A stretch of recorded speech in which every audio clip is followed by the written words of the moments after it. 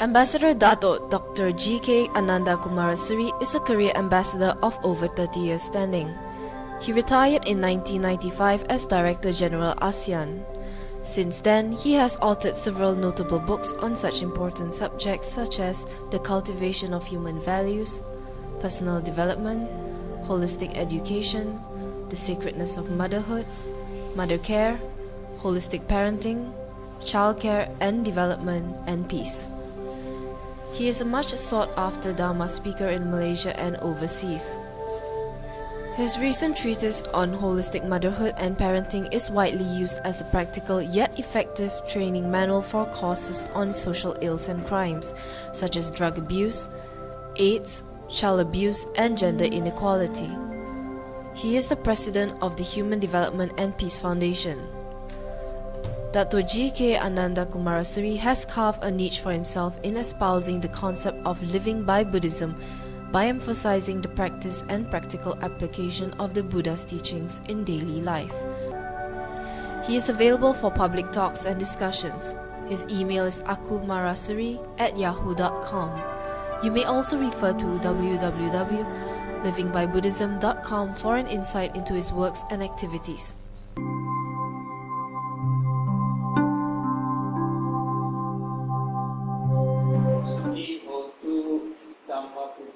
And Dhamma. I see some faces a bit bewildered. You have not heard this greeting at all. Normally you are greeted good morning or good afternoon or good night. And yet, what is so good about the morning? I did read today's papers, but every day when you read newspapers, you read about so depressing, so disturbing things. You know, somebody is raped. There is a bomb that has exploded, so many people killed, so many people married, arms lost, injured.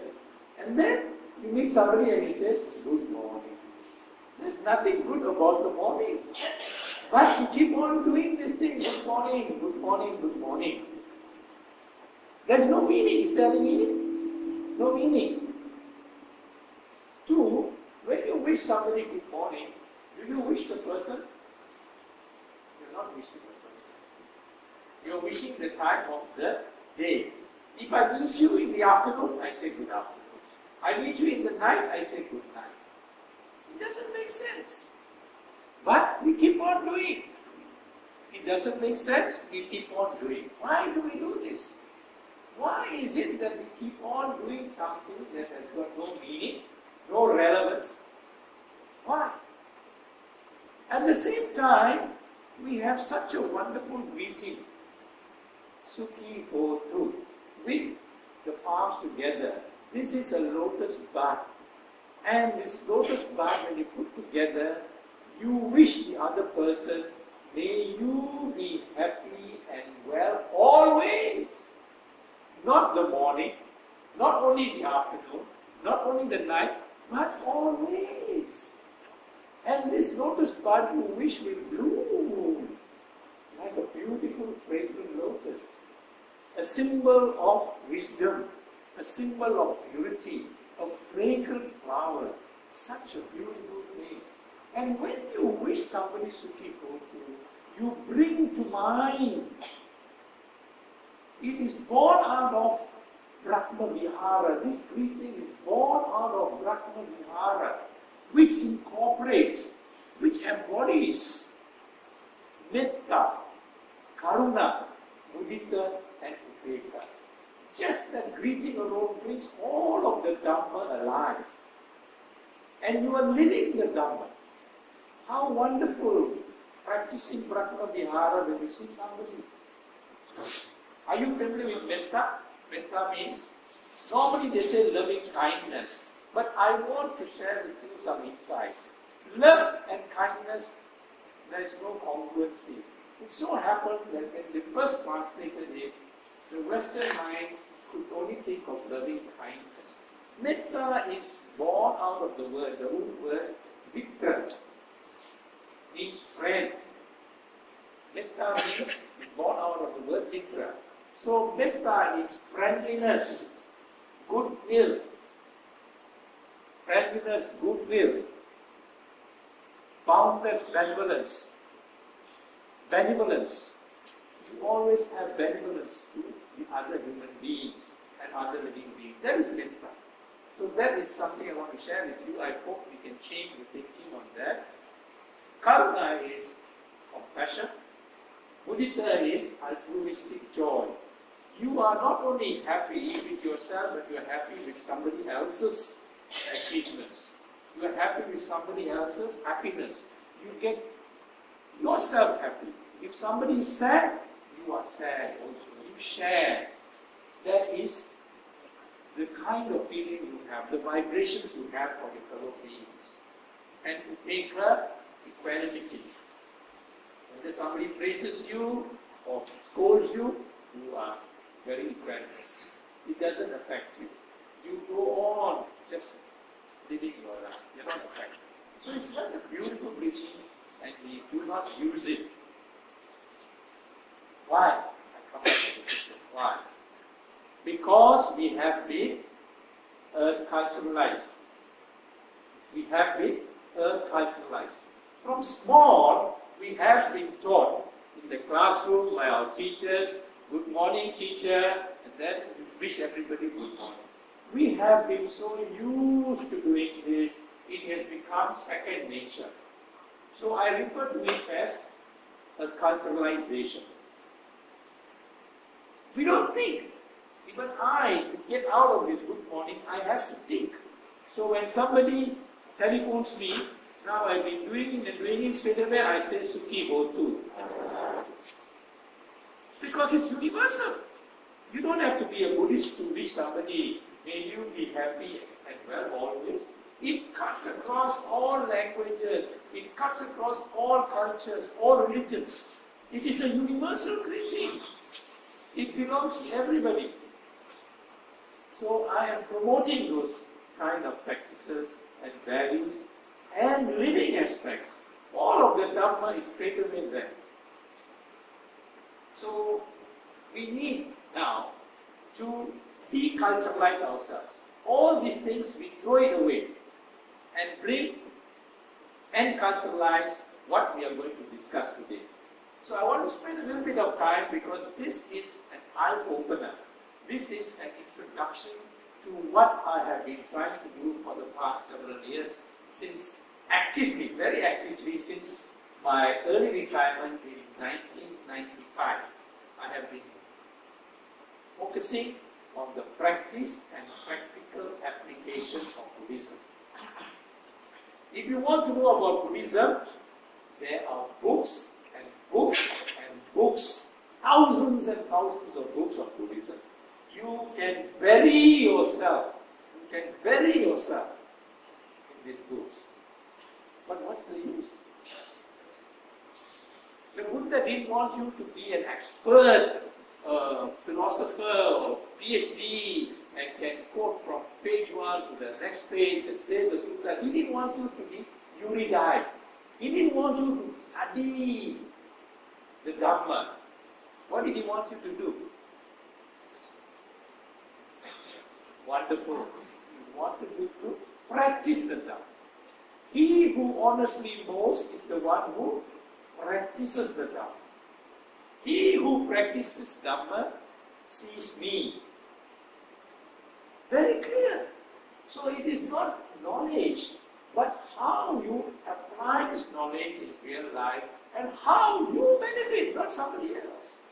You yourself will benefit here and now in this life. So we need to focus on the practice and practical application. Not just knowing, but being what you know. Knowing is very simple, but to be what you know is the challenge. And to be what you know, you have to internalize. You have to keep on doing it. Now, this is the one thing I hope you have now understood. And before we go any further, we need to put into practice. I am sure when you came to this hall, you didn't wish each other.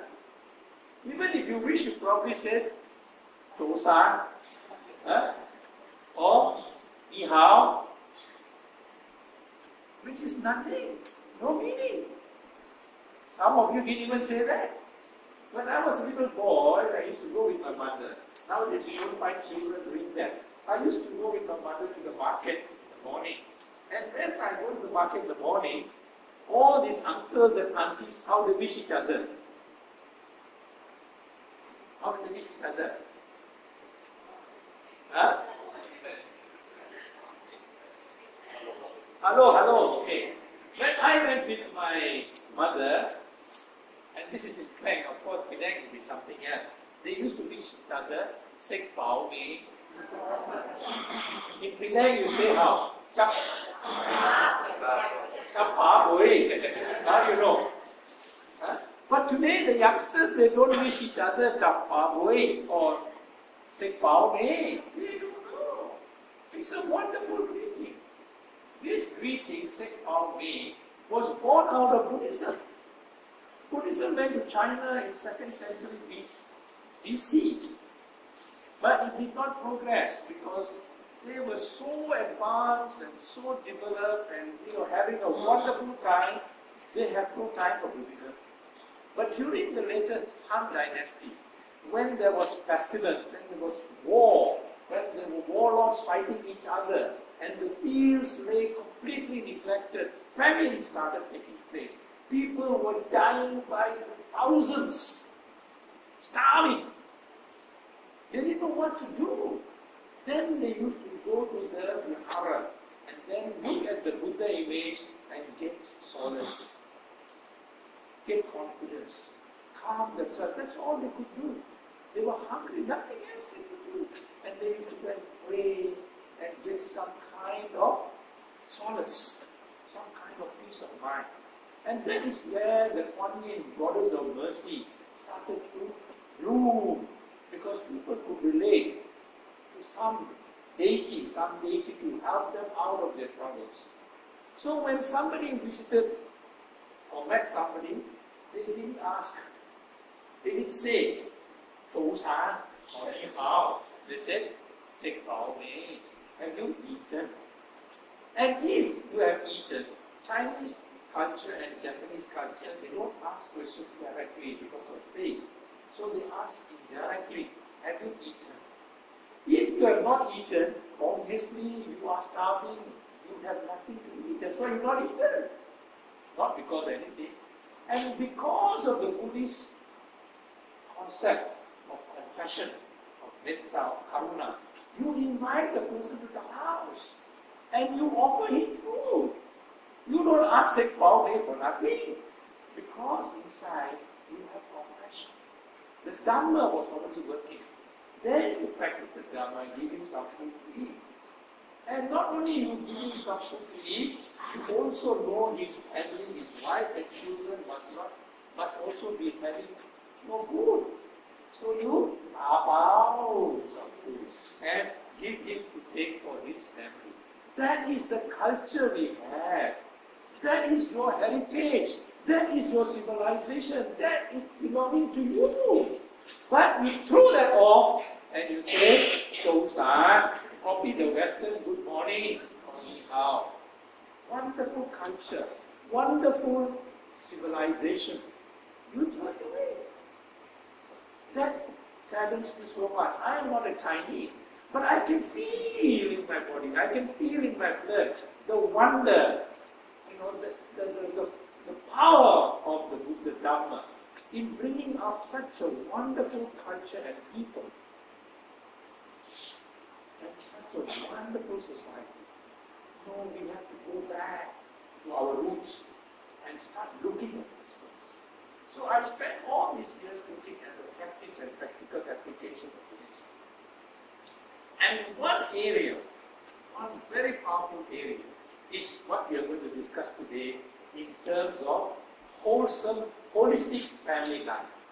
My broad umbrella heading is holistic family life. Today, this has become a major challenge, a major problem. Governments all over the world are thinking and scratching their head. United Nations, all organizations are looking at family. What has happened to the family? And before that, they didn't even think of the family. They were thinking of the social ills and social crimes. Today, we are looking at social ills and social crimes. Every day you read unprecedented social ills and crimes. We have progressed technologically, we have progressed scientifically, we have progressed materialistically, but the crimes and social ills are unprecedented today. There are more social ills and crimes every day. Not only that, in terms of numbers, the intensity. It shocks you. How is it that this educated, society, so advanced society, sending people to the moon, behaving in such a way? Children who are committing crime, the age level has come down. 9 years old, 8 years old, committing crime, committing social ills. How come? What is the problem? Everywhere they are looking at this. And as usual, the human being, they don't go to the root of the problem. This is the problem. The main problem is you don't go to the root of the problem. All leaders, political, social, even religious leaders, they don't go to the root of the problem. They go to the symptoms of the problem. They see the manifestation of the problem. They don't go to the root. And as we are very fortunate, very, very fortunate, but we do not know how fortunate we are. And we are not using all the good fortune that we have. What is the first thing that you know? The Four Noble Truths. The Buddha taught us the Four Noble Truths in terms of dukkha.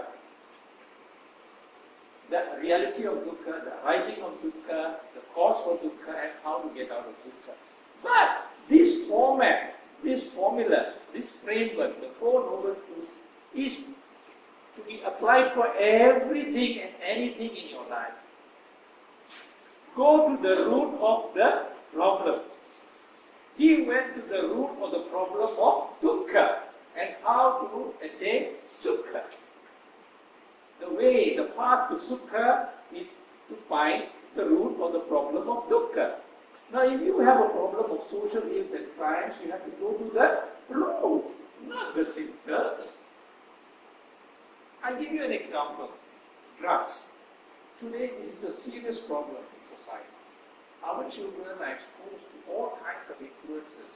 And to me, and to the Buddhist mind, drugs is not ganja.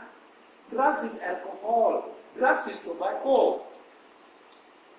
Drugs is sniffing glue. Drugs is sniffing petrol. All these are drugs. And even the drugs we talked about, shabu shabu and ecstasy, it is nothing but pharmaceutical things which are reconstituted that make you high. You don't have to grow drugs. You can get a drug like a tablet. And if you take a Panadol and put in your Coca-Cola bottle and drink, you will get high. So drugs, they talk as though drugs is the problem. But is drugs the problem? No. Drugs has been there for centuries and centuries, even before the Buddha. Long, long ago. It is there now. It will continue to be there for generations and generations to come. Drugs is not the problem. But we spend millions and billions and billions. Governments and leaders are spending billions saying drugs is the problem, drugs is the problem, takna. They put a billboard, do awareness program, takna, you take tobacco. There is more people smoking. Because we have created a high. And children want to find out what is it. They're curious, they're extremely children. We try all kinds of things. And you make such a song and dance and big show about all these things, you want to try it out. It has failed in Europe, it has failed in America, it has failed in Japan. Before you do this awareness program, you have to do what we call living skills program. And you also have to do the decision-making program so that they know how to handle this information, this influence. But easy way out, just put poster Somebody makes some few millions spent, everybody is happy. But the problem is not solved. Soon there will come a time, just like you make a cup of tea and coffee, your children will be able to make whatever drugs they want in the house. They don't have to go to some pusher.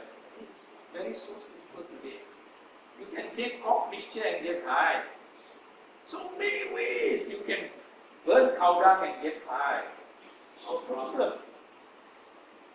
The problem is not the drugs, the problem is the human being. And the problem is not just the human being, the problem is the mind. The root of the problem is the mind. All thoughts, all our speech, all our actions and behavior is controlled by the mind. You bring me the best drugs in the world, I won't even try it. Because the Buddha has taught me and I have ingrained in my system, be heedful, don't even try. This is not to be even tried. Don't even try. I won't try. Because I already know, it's in my system, it's in my computer mind already. So we need to look at this mind. Now this mind doesn't go wrong when the child takes a drug at 10 years old or 9 years old or 20 or 15 or whatever year. This mind begins to function from the fetal state. This mind begins to function from the fetal state. Not only is the mind the forerunner of your thoughts, thoughts, speech and actions, but we must be aware that this mind starts to work even while the baby is being formed in the mother's womb. In Chinese, they refer to this as Tai Jiao. How many of you know what is Tai Jiao? How many of you know Tai Jiao? You know? Oh, see? But you know Michael Jackson's song, you know all these other things, you know who are the top stars. But Tai Jiao you do not know. Because we are not taught. This is the teachings of the Buddha, Tai Jiao. So today, I'm going to focus on this aspect. I've given you a broad umbrella as a backdrop. Why it is so important. And I'm very happy that you have come. And as usual, there are always more ladies in all these kind of talks than there are men. Because the men either want to play golf, or they want to go with their friends, or they think that they must go with some business, something, somewhere business. But this is more important business than any business they can do. What is your greatest happiness? What is your greatest wealth? What do you think is the most valuable thing you have? Those who are married. Pardon? What do you have most valuable possession? Family. The family, what do you have? Children. So the greatest wealth you have is your children. The greatest happiness you have is your children. Not making extra money, not playing golf, not going to karaoke. Your children. If your children are successful, well-mannered, doing well, who is going to be happy? Yourself. So why don't we invest our time, our energy to make sure of all these things? Now, do children just drop from up? No. Children are born into us. We give birth to children. They don't just simply parachute down to your family. You make the children. But before you make the children, what must happen? You must have a happy relationship. A husband and wife must learn how to live together. So now, let me go backwards a bit. Now, we want to focus on happy family life. Even before the child is born, we must create the environment, the ambience, the setting. The environment must be there. If there is no environment of a happy married life, this child is going to be born into an environment which is going to make him into a complete mess. And the most important thing that we need to understand is that the Buddha lived a lay life. Prince Siddhartha was married. He had a wife. He was a father. And they were a very loving couple. Yasodhara and Siddhartha lived a very happy married life. So he knows what is family life. He knows what is to live a happy married life. And unfortunately, this is not being focused and this is not being taught. We tend to talk about some other things. What do we talk? We talk about dana, dana, dana. The most important thing is dana, dana, dana. You give dana, counting. I have done my thing. Counting. You are looking for counting. Instant noodles, instant coffee, instant Buddhism. You all want shortcut. Huh? Or you come to the vihara, light a candle, this is 10 ringgit, another big candle, 20 ringgit, another big candle, 50 ringgit, counting. I have done already. Huh? Once you come to the vihara Vesak, I have been a good Buddhist. And this won't work. Cannot work and will never work. We have to change this. We have to change this. And the Buddha focused on these things. Some of his most important suttas, most powerful suttas are for Lin and for us. It's for us. He taught fathers, mothers, husbands, wives, kings, princes, murderers, scavengers, high caste, low caste, children, boys, girls. He taught all of these people how to live a proper, meaningful life, a purposeful life. But we don't look at it. In the Sigalopada Sutta, there's very great detail how to live a happy married life. And none of us have been trained. We get into marriage, we do not know what to do. We do not know what is marriage. And today they are not lasting. Even if they are lasting, no meaning. Not purposeful, no meaningfulness, no wholesomeness. Do you blame them? You don't blame them. Who has taught them? Nobody taught me how to be a good father, how to be a good husband. I did so many mistakes because nobody taught me. And then I learned from trial and error. In the process, already damage is done. Why do we want to go through this process? I appreciate that you have come, but next time when we have programs, I want your children to be here. We have missed a lot of things because we didn't have the opportunity. But we should not deny our children who will get married someday. Our sons and daughters who are going to get married, we want them to know how to live a happy married life. What is the relationship? How to have a good relationship. These are there in the suttas, they are there in the Dhamma. But we need to give more emphasis. It has been neglected. I have written a very, very expensive book, Mother Care and Parenting. This is a complete Bible, it's a manual, complete manual. So I don't have the full time today. We do two sessions. The first session I want to focus on the happy married life, which is the first part of this book. How to live a happy married life. This has already been endorsed by the Malaysian Medical Council. Chinese newspapers, they have written a lot of articles about this. So it is no problem in terms of the details. I cannot spend all the time, but all the details are there. The second half, we will do another program another day. But today, the second half will be on Hai Chiao and how to have a,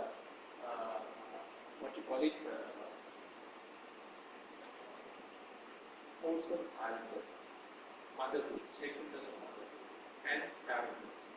So now in terms of happy married life, there are a number of ingredients that we can have to make the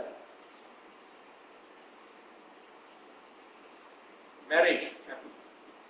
How to have a happy married life. Doesn't matter if you're married already, it doesn't mean you're already graduated already. Oh, I don't need all this.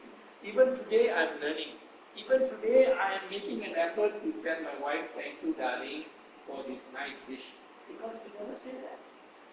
We go to office, sir, can I do this please? And then somebody does something, thank you very much. We are so kind, so polite in the office, outside the house. We come home. We never wish the wife, how are you darling? How are you today? You've had a good rest? Did you do this? What do you like to do? Shall we go out? Nothing. You just take for granted. She is there, she's supposed to do that. And then you are thinking that this is a condition. She must do it. Take for granted. Outside you're very nice. You say thank you to everything. Stranger also you say thank you. Wife, did you wish her? No. Did you say thank you to her for the food? No. You expect it. We have to change this. So the ingredients, we have to know how to change it. The first ingredient is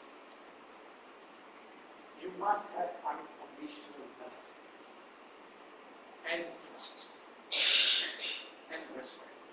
Let's focus on unconditional love and respect first. Unconditional love is you don't expect anything out of your affection for your wife. And wife does not expect anything from the husband. You don't love your wife because you expect her to reciprocate. You know, I did this for you, therefore you must do this. It's unconditional. Both ways are unconditional. And what is the unconditional thing I taught you the first thing today?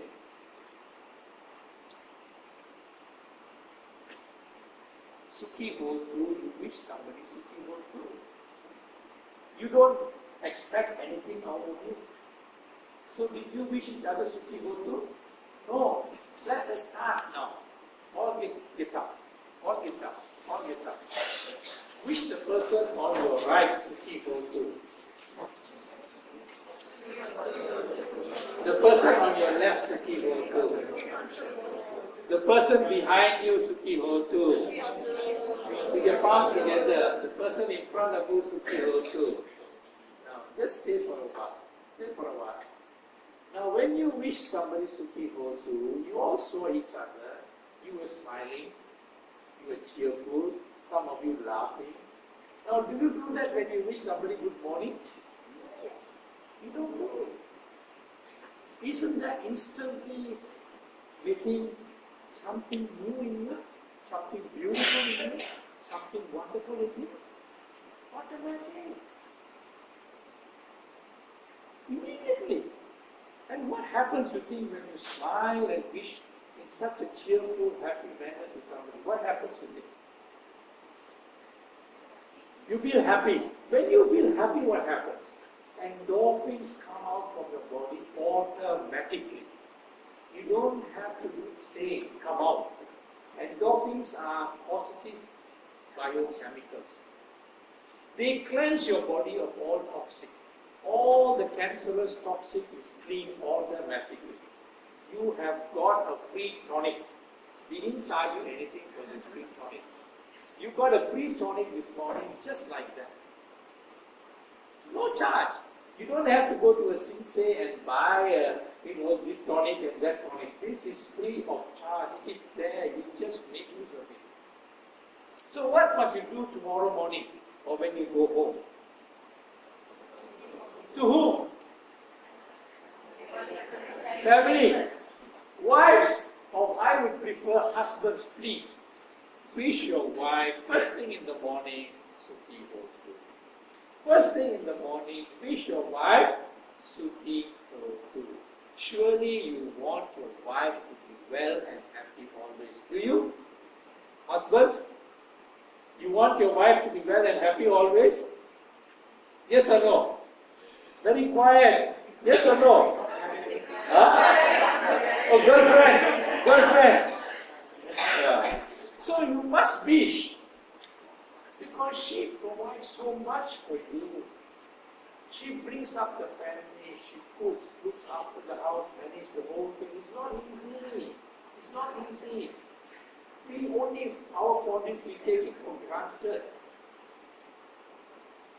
We shouldn't take it for granted. Wish her first thing. And wives, please wish your husband Sukhi Bhotu. He works hard, he brings the bread and butter and provides you, provides the children. Make sure that you have been well cared for. It is not easy, sometimes he gets scolding from the boss. But if he's cheerful, he goes to the office very cheerful, and then the boss says, hey, this chap is always cheerful, there must be some secret. Then we tell him, Dato Kumaraseri said, do this, you also will be like that. So you can tell him, Buddhism is so wonderful. But if you don't get this tonic, if you don't get this living Buddhism, you go back also grumpy. Your staff also don't like you, your superior also don't like you. Right or wrong? Right. This is free. I don't charge you anything for this. It's there, but we don't use it. So we do all this.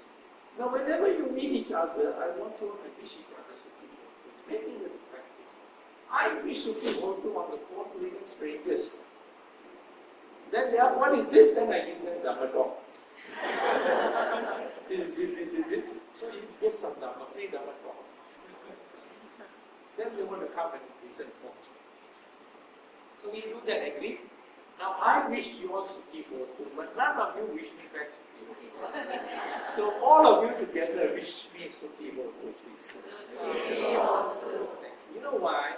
Because when you wish me Sukhi Bhotu, I get the power of your positive energy, your positive thought. All of us have thoughts. These thoughts have energy. I will explain to you, it's scientifically already proven. When all of you join together and wish me Sukhi Bhotu, it is like a battery I've been charged with positive energy. I benefit. That is so powerful. Can you imagine all your positive energies coming to me? It clearly protects me, it cleans me up, and I am better off, free of charge.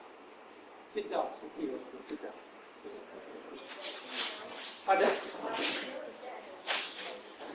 By? Email. Yes, your thoughts go, don't worry. Not the email, your thoughts can travel very far. People can communicate from one continent to another continent, but your mental development must be at a high level. There is energy like that. Sometimes the child can feel what the mother in America can feel.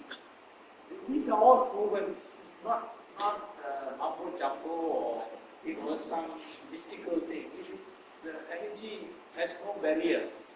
Thoughts have no barrier. Your mind travels millions of miles. Now you are here, but your mind might be, your daughter in England or something like that. Today is a birthday, I must wish her. All those things happen.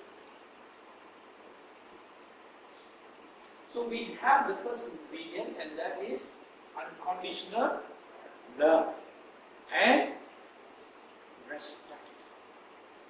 You have to respect your wife as she is, for what she is. You have taken her for what she is. Don't try and make her some other person which she is not. Appreciate her. Similarly, the wife, don't expect your husband to be, Mr. Universe with all the muscles, or, some handsome actor, No. Take him for what he is. And be contented, be happy, and make the best out of this wonderful person you have.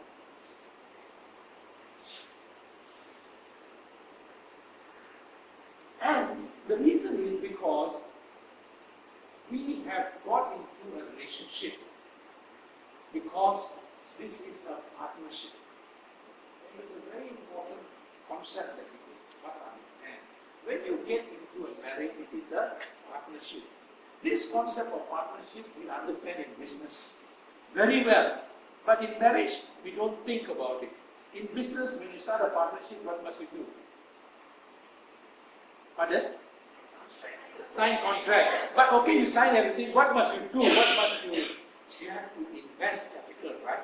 You have to put in the capital. You have to invest. You can't sign a contract, the piece of paper is nothing. You have to put something. You have to put in. And if you start taking on all the time, the company will go bankrupt.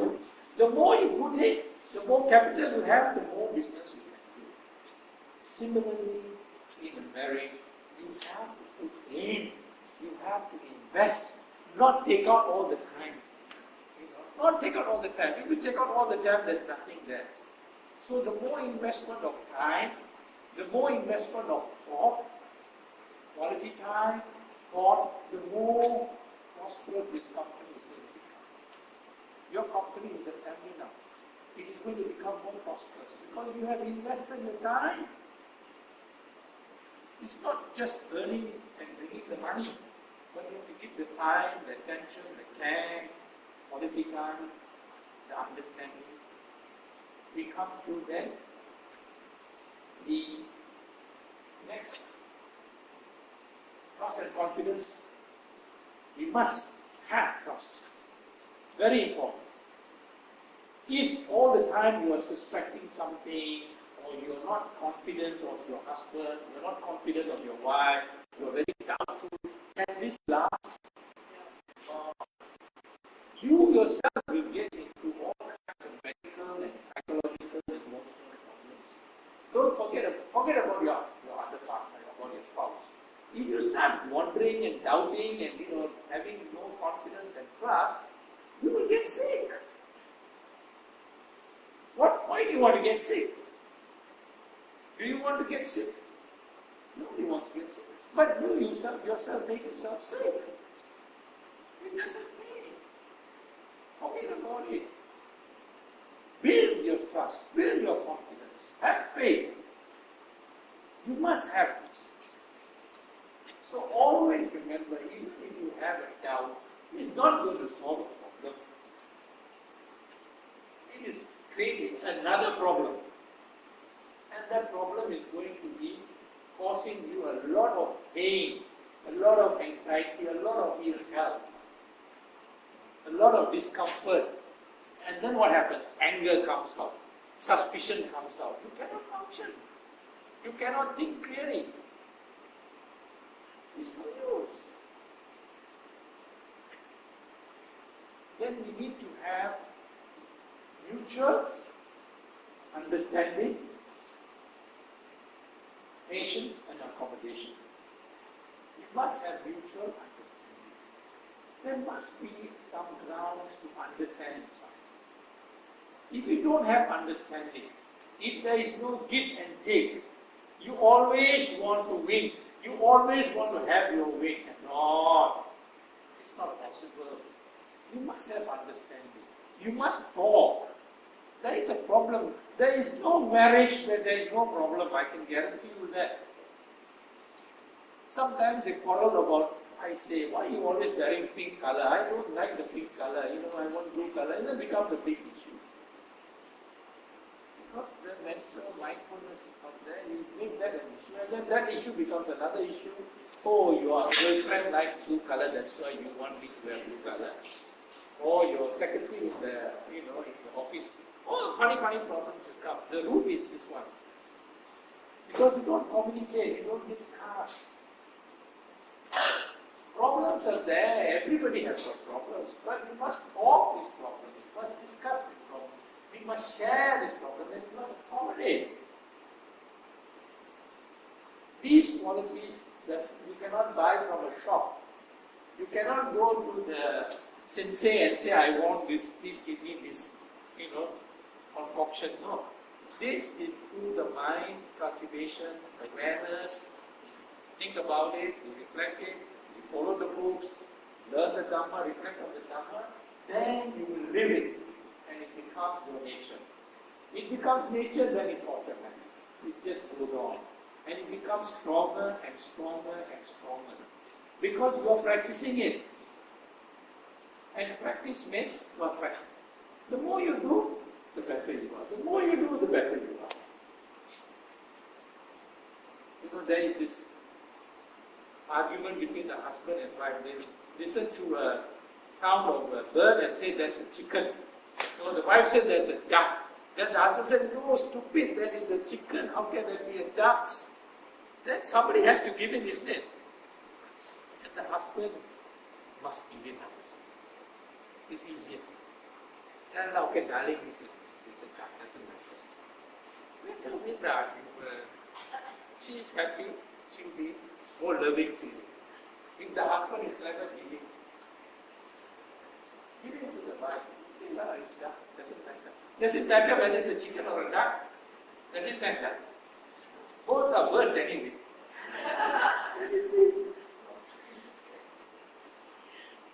Clever husbands, but the unclever husband, the untrained husband, no, cannot be. You stupid, how can that be? You so stupid, are you? You make a big argument on it instead of saying, okay, you're right, and then enjoy the rest of the day. Then she will hold your hand, go find me and say, oh, you're so understanding. This is what the Buddha wants. Very down to earth. But we need to put it into practice. I don't want you to look at this as theory. I don't want you to look at this as, some knowledge. But I want you to put it in actual life. And I can guarantee you this. You will benefit.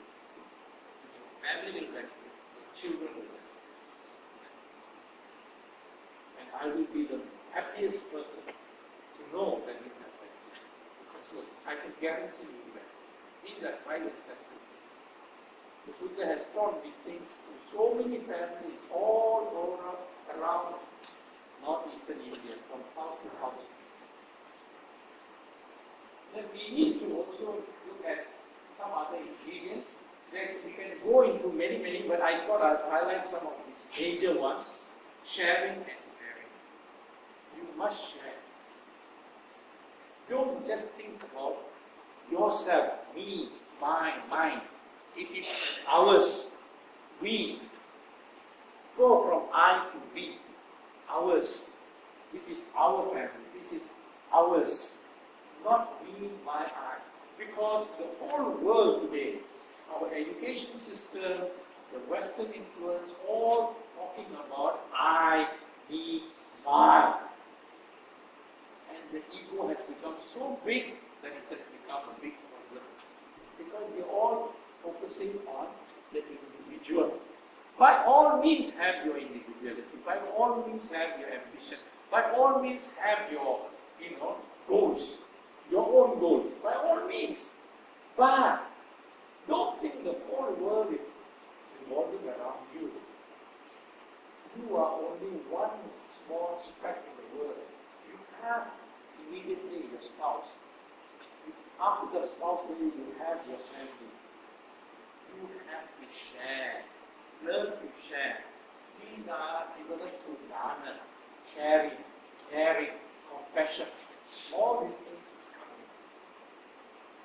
It doesn't mean throw away all the other things. Have them, but this is an additional layer which will make whatever you want to achieve easier and more achievable. You can actualize all these things. But if you don't follow these or develop these ingredients, you will not be able to actualize.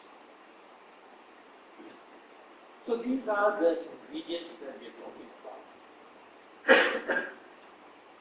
Once you get these ingredients into place, then you will have a good relationship, a very sound husband and wife relationship. Then we come to the next stage. We are going to have children from this relationship. Now what normally happens is, there are no preparations for the husband and wife to think beforehand, to plan beforehand for the relationship. That's why today we have so many issues and problems of marriages breaking up, of children who are born out of all kinds of sexually transmitted diseases affecting them. Because they have not been following certain guidelines. The first guideline that we need to have in mind is that before we think in terms of having babies, is to make sure that we ourselves are healthy. Physically we are healthy. Spiritually we are healthy. Both. Imagine a husband going to karaoke and messing himself up with all kinds of things. He is not following the program of Sila, of taking care of his own body. Then he brings in all these kinds of diseases. In any case, after karaoke, husband and wife had few drinks. Then they have a baby. The liquor will go into the blood system and will going to affect. This is biologically proven, it is already scientifically proven. Before the child is going to give birth, there is this husband and wife. Mentally, spiritually, they go to temple, they take care of their body, they follow the Sila. Sila is to take care of our body, not anybody else's body, our own body. Sila helps you to take care of your own body, so that your body is physically not going to be affected. If you follow Sila, you're safe. Then you make spiritual development, you have nice ambience, you have done vihara and all those things. In that environment, if the child is being created, with all the other factors coming in, it would be a better child than if the child born out of this unhealthy lifestyle. This is a wonderful lifestyle. So the child has got an advantage of it.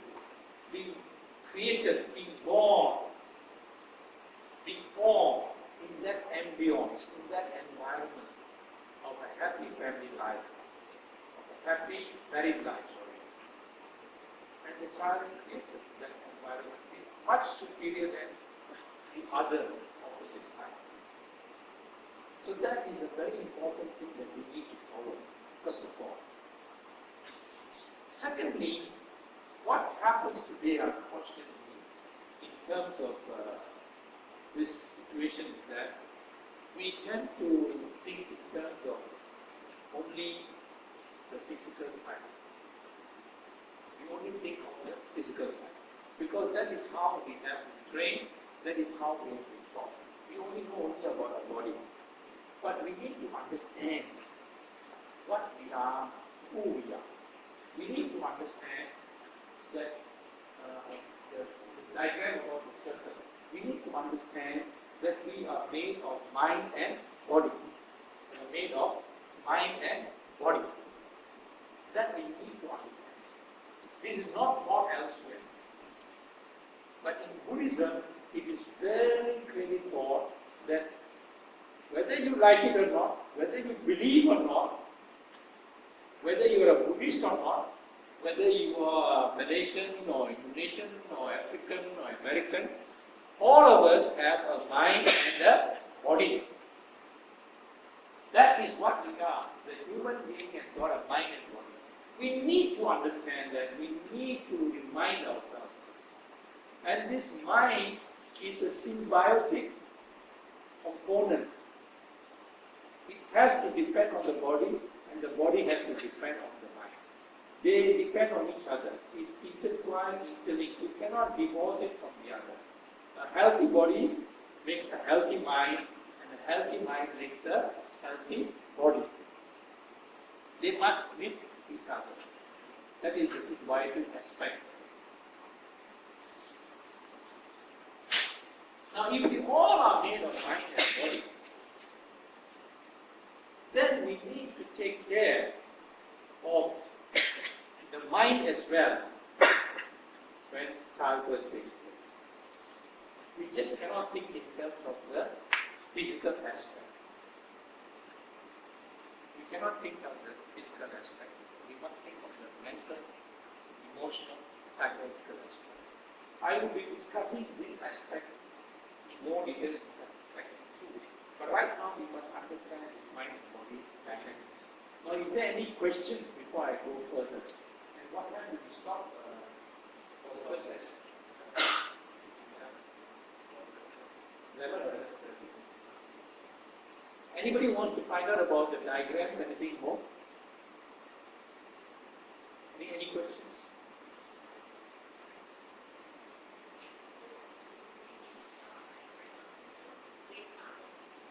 Well, that is only to illustrate that there are two components. The color has some people put blue and gray and all those things. But I just want to, in an illustrative form, of course this mind and body is not in a circular form, but illustrative form to show that we are components of this. That is where Buddhism is able to make a major difference from all other religions because of the recognition of the importance of the mind and the recognition that this mind has to develop. I started off by explaining that social ills and crimes is not because of anything else, it's because of the mind. This untrained, uncultured mind is the primary cause of social ills and crimes. A trained, cultured mind would not behave this way. So if that is now you ask the question, I'm coming back to the answer. If this mind is trained and cultured, then our children will not behave the way other children do. That's the very fundamental reality. Of course, beyond that, we have other programs and other ingredients to come. I will be talking about that slowly. But immediately we must understand that it is the untrained, uncultured mind. And we are now going to look at this mind even before the mind is, or before the child is born. But that is what we will do. We'll be discussing that in section 2, but right now I just wanted to appreciate that point. Now, when you're talking in terms of baby born and all those things, we're now talking about family.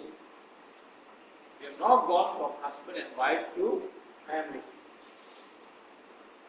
Because family is not just husband and wife, family is children as well. That's the normal concept of family, to have children. But actually, strictly, husband and wife already family. But now, the conventional way is to look at the unity of the whole children as well. And we are taught from small, according to the Western concept, a happy family. How does a happy family exist? What is the usual way they are taught? So long as the parents and the children have a good relationship, that's a happy family, right? Parents one side, children on the other side. If they have a very good relationship, the family is happy. We look at it only in the natural form. One side children, one side parents, the other side children, and they interact. That is how we have been taught from small, all over the world. All over the world, this is how we are taught. Very natural, one-dimensional. Can this succeed? Can this relationship succeed? Can or not? How many of you say can?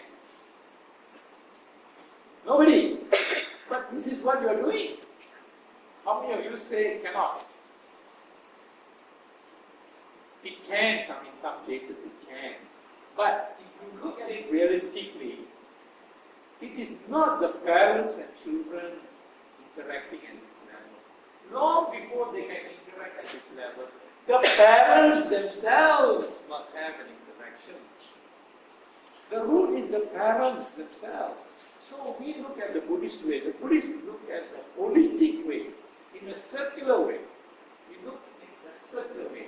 The parents themselves must live a happy, harmonious, enjoyable, purposeful, married life. The parents themselves must have that. If they themselves don't have it, their children won't be in that environment. So in our Buddhist way of looking at it, we look at it holistically, and that's why the circle is always very prominent in Buddhist teaching, because it is inclusive of everything. It is not a lateral relationship. Before you can talk about family, that is to be established. If that relationship is okay, the children are in an environment where the parents are, in that wonderful relationship. And surely the children won't have a negative attitude or emotional problems, psychological problems. You don't raise children if they have anger. You don't raise children if they have all kinds of emotional disturbances. Because it could be from the home itself, from the parents themselves. Because they are the products of the parents. They are the products of society. Never blame a child. The child is innocent. The child is pure. So we need to tackle this part where the father and mother's relationship is to be established. Once that is established, the son and daughter must be encouraged to have a wonderful sibling relationship. And that bonding should come from when they are children. So if from small age they are bonding together, that is a wonderful sibling relationship that we must encourage. This we cannot have if we don't spend time, energy, and effort. We must provide that. We must encourage this kind of relationship where the brother and the sister are bonding to each other. It won't come naturally. It will never happen. All these things require effort. We expect it to happen. We expect it to just take place. There must be a conscious effort of bonding. And then the family spirit is there. Siblings are close, parents are close with the children, children are close with the parents. So that interactive dynamism is very, very important. Bottom line is, it does not happen automatically. You have to provide all kinds of opportunities. Take them out somewhere, mix with some other children, show children who are having this. Very consciously you have to do it. Yes, sister? Just like what you said, if the parents not in harmony, then will affect automatically. So is that divorce a better way of educating the children? Okay. Because since if like I said it's quarrel, so then if let's say divorce is no more quarrel, so is that better for the children? Good question. There is no better, there is no perfect answer. Because in each relationship, it's a unique relationship. You have to understand the setting. Is it irreconcilable? It's got so hopeless and so horrible. It cannot be reconciled. Maybe that's the answer. But each one is an individual case. There is no one size fits all in this kind of situation. In this kinds of situation, there is no one answer. They become better or worse. If through counseling and through maybe listening to my talk, they can change, then there's no more problem. And many has happened that way. Because nobody has given them different insights to look differently. After all, what are we struggling for? What are we struggling for? How am I going to be happy knowing that this is, the problem is me? I am the problem. Because I want my way. There's no way I'm going to compromise. I'm so used to my God. My God is more important than my wife. How can that be? So I'm unrealistic. So I have to go through a deprogramming. Program myself in a different way. What are my priorities? What do I want? My friends more important? Or my karaoke more important? What is important? I ask myself. So I have to deprogram the problem. So each problem, sometimes the wife is the problem. She is beautiful, the husband not so handsome, then problem. That's why sometimes they say the best wife is the wife who can cook well, not the beautiful wife. Because beauty is skin deep and temporary. She will not remain the same beautiful woman all the time. But wife who can cook, she will be cooking all the time in food. These are old Chinese sayings, but very true. Very true. And youngsters, they always look for beauty, because that is what is going on. But we must see beauty in the personality, not the physical beauty. Okay, beauty, yes. A person can be a beautiful person without being beautiful physically. The Buddha taught all of these things, and I teach children. I teach young children that beauty is not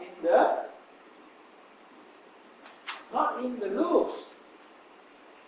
You can have the most beautiful flower. I teach this to young children.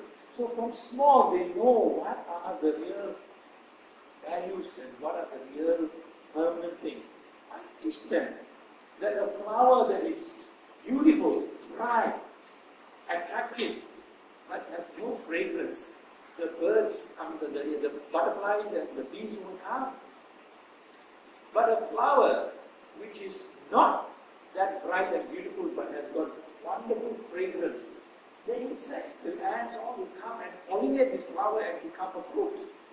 Similarly, children, you can be the most beautiful girl, the most handsome boy, but if you don't have virtues, you don't have kindness, you don't have compassion, all the good character things, nobody wants to be your friend. You can be the richest in the class, you can be the most handsome, you won't have as many friends as the one who is not so handsome, but beautiful in character, wonderful in nature, has all the kind, wonderful qualities that we try to build in this child. That person will be the one who will be very, very popular, very, very liked in the class. Everybody wants to be their friend. You teach them from small. And this is the parents' duty to teach from small. This book is a powerful book on education. I'm not going to talk about it. There's so many things to talk. I'm not going to talk about education. Another day I will come and talk about education. How we teach children from small. Not apple orange. Not apple orange, no meaning. But they're teaching the wrong things. The child has not seen an apple tree. You have not seen an apple tree. You learn apple orange. For 600 years we have been C for kind. C for care. How do you care for your parents? How do you care for your grandfather? And I take this lesson to the house. I just don't teach. I make them do it. Oh, they're so proud to come and tell me in the class, I did this. Teacher, I did this, I did that, this, I did. And they're living it. They're alive. Not just memorize A for apple, B for boy, C for cat. We'll talk about it another day, but this is very powerful on why education system has failed. Our education system has failed completely because it is all on just knowledge base. They don't develop the character, they don't develop the affective and psychomotor levels. We'll talk about those things, affective and psychomotor levels. And they do not make the child become what they know. They just know only. Like the doctor, he knows smoking is bad, but he's smoking. Look, what's the use?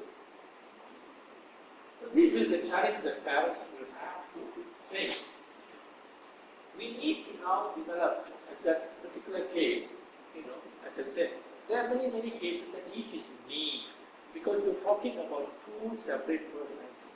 Even I and you as individuals, sometimes I don't understand myself. Right or wrong?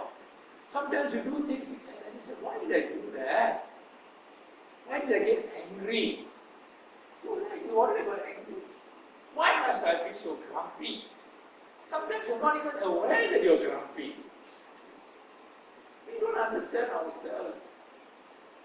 We do a lot of mistakes. Why should we do the mistakes? We are not perfect. We don't even try and correct ourselves. So I don't understand myself. not in the strict sense. I do understand myself, but in the perfect sense, I don't understand myself. Why I'm so crazy spending so many hours of these kind of things and get scolding from the wife, you didn't do this, you didn't go market, you didn't do that. Doesn't matter, just listen to her voice.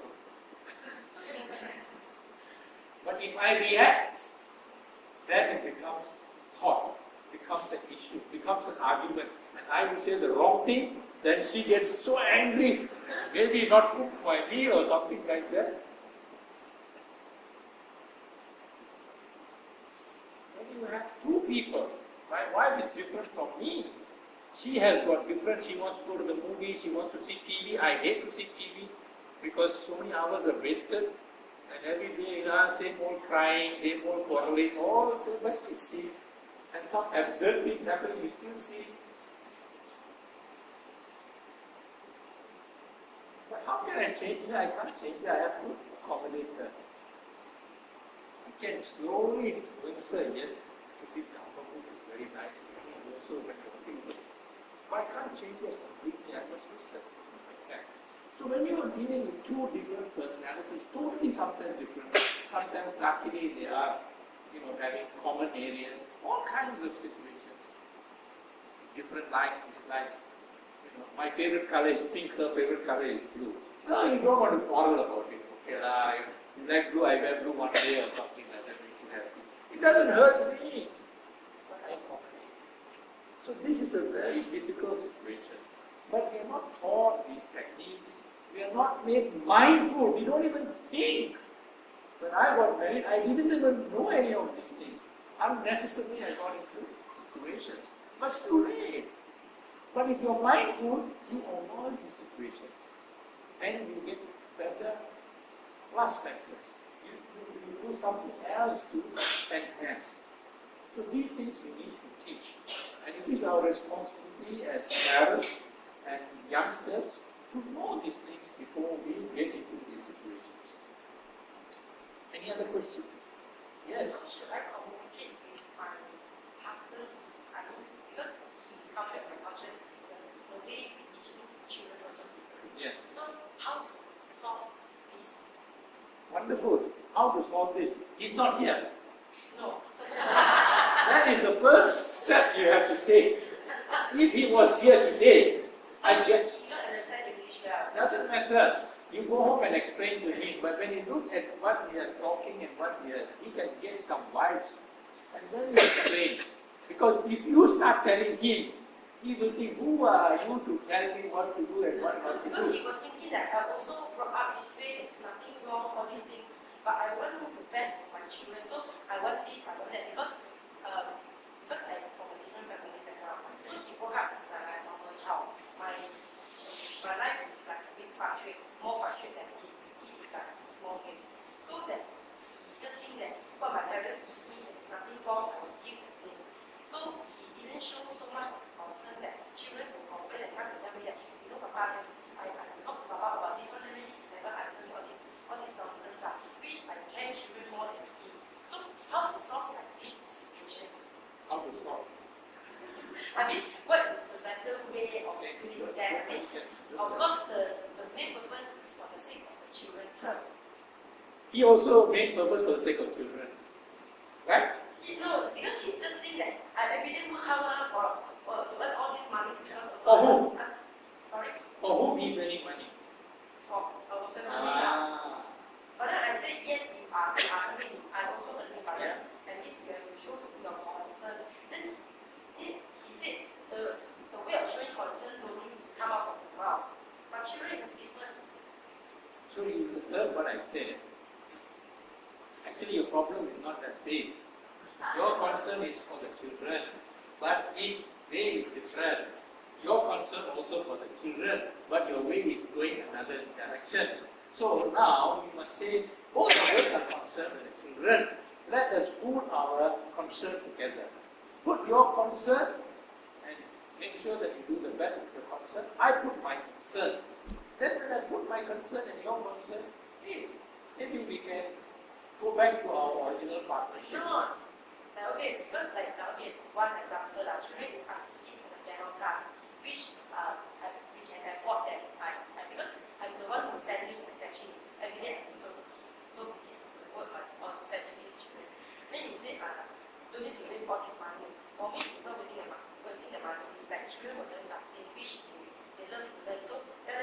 we are afford, I mean, what is the big deal if we can afford?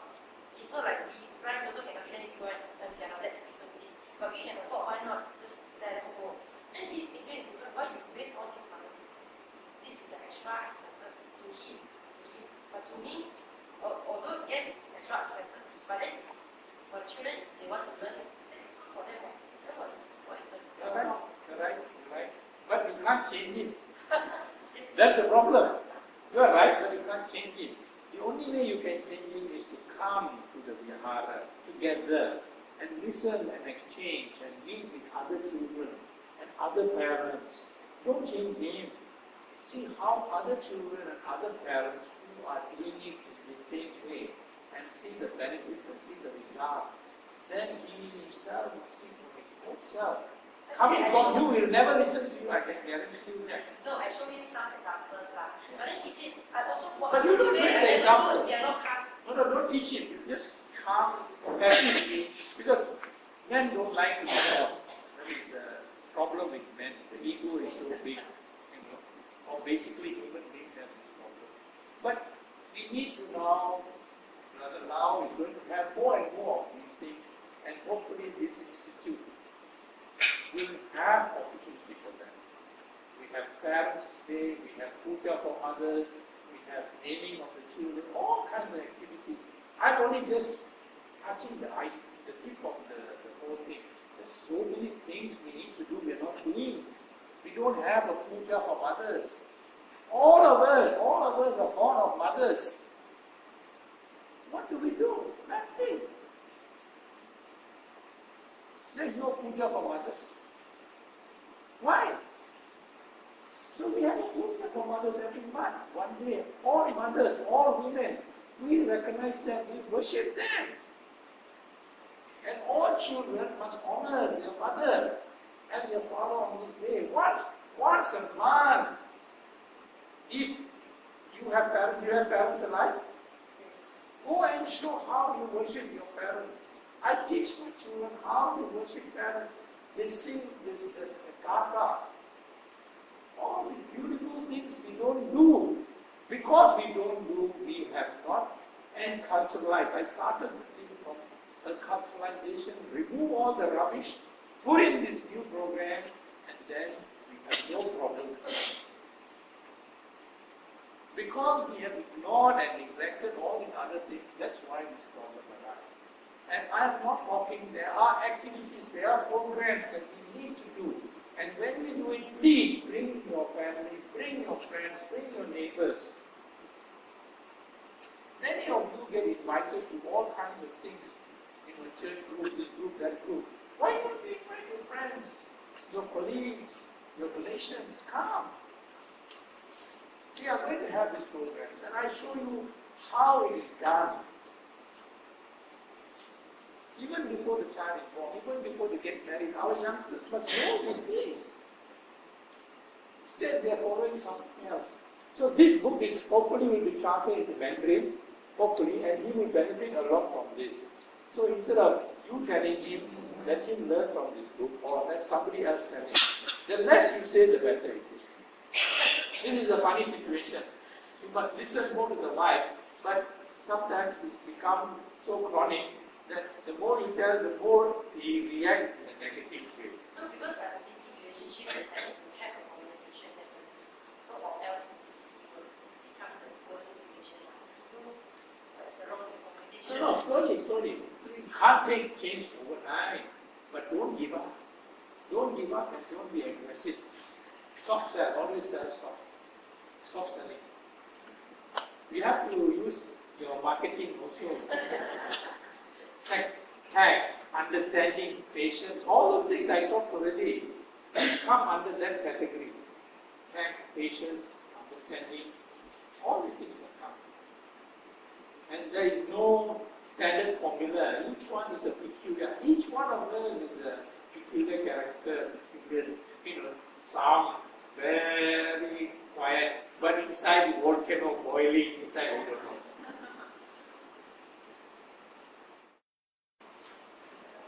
So you have a good rest, stretch out, relax, but more importantly, you get to know each other and find out who is who, so that you can keep in touch regularly.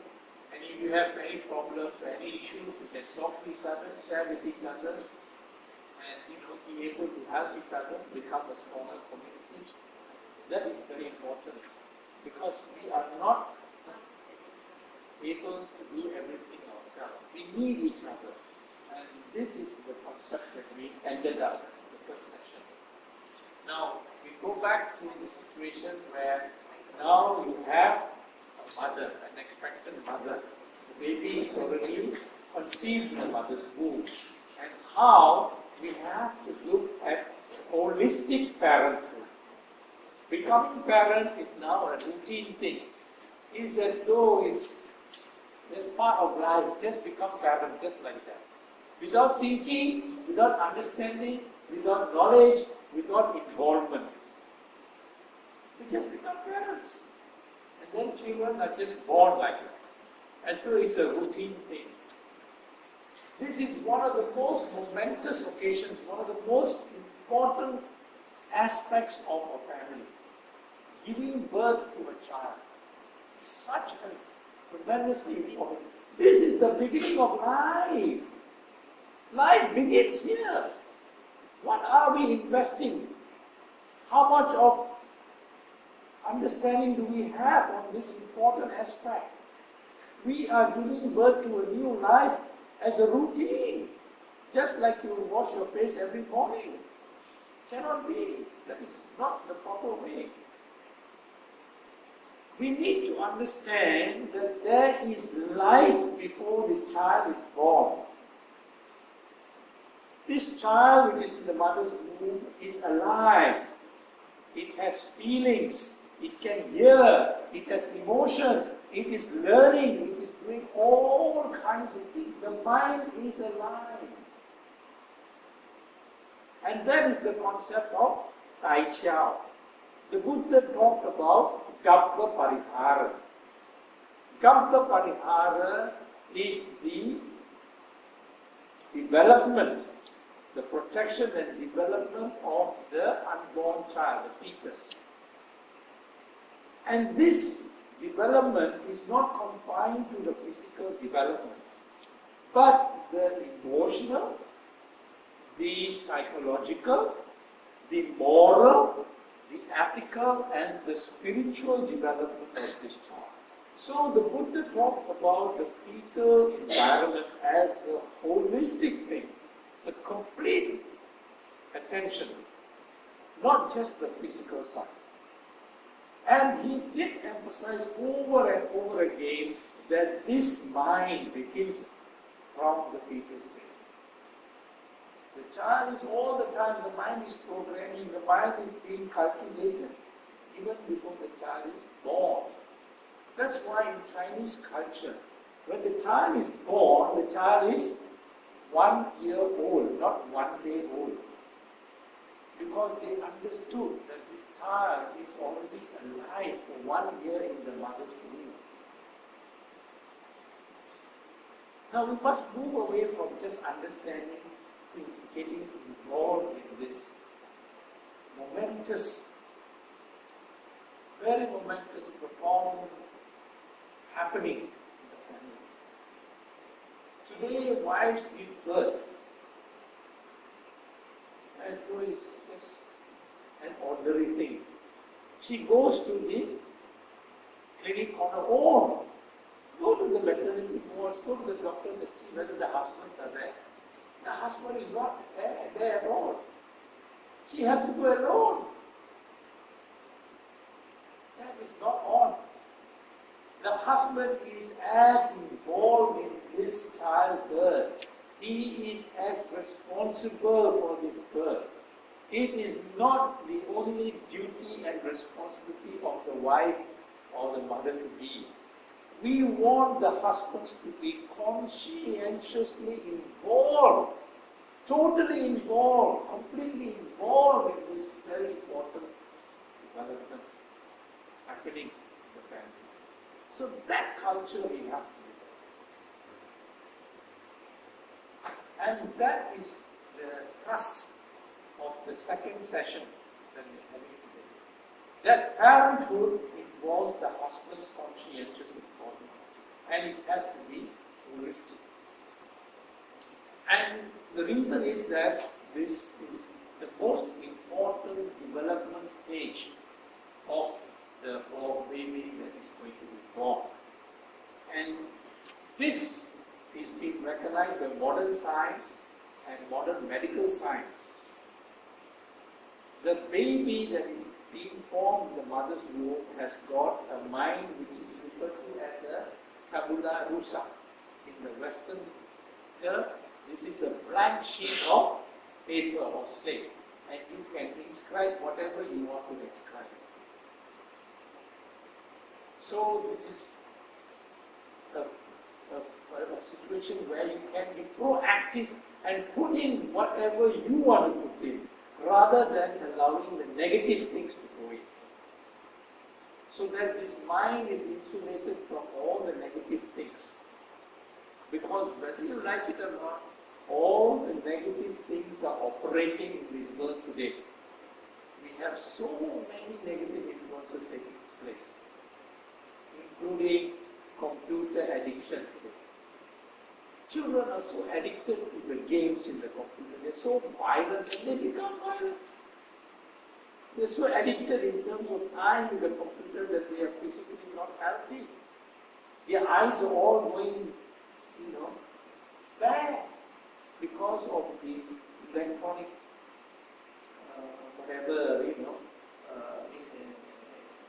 effects on the mind, on the eyes. And they overdo that. They stay up late, don't have proper sleep. All kinds of problems today are happening. And then they get all the negative influence of smoking, drinking, all the violence, violent language, all coming. When they feel it, what is there?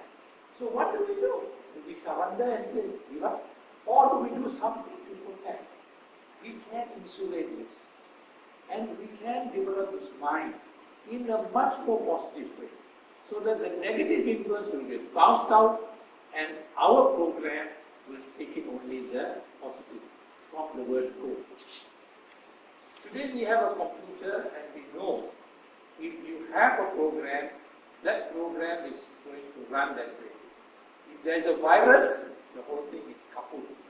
You cannot have a file and expect something else. That is already programmed. And the human mind is a super duper computer.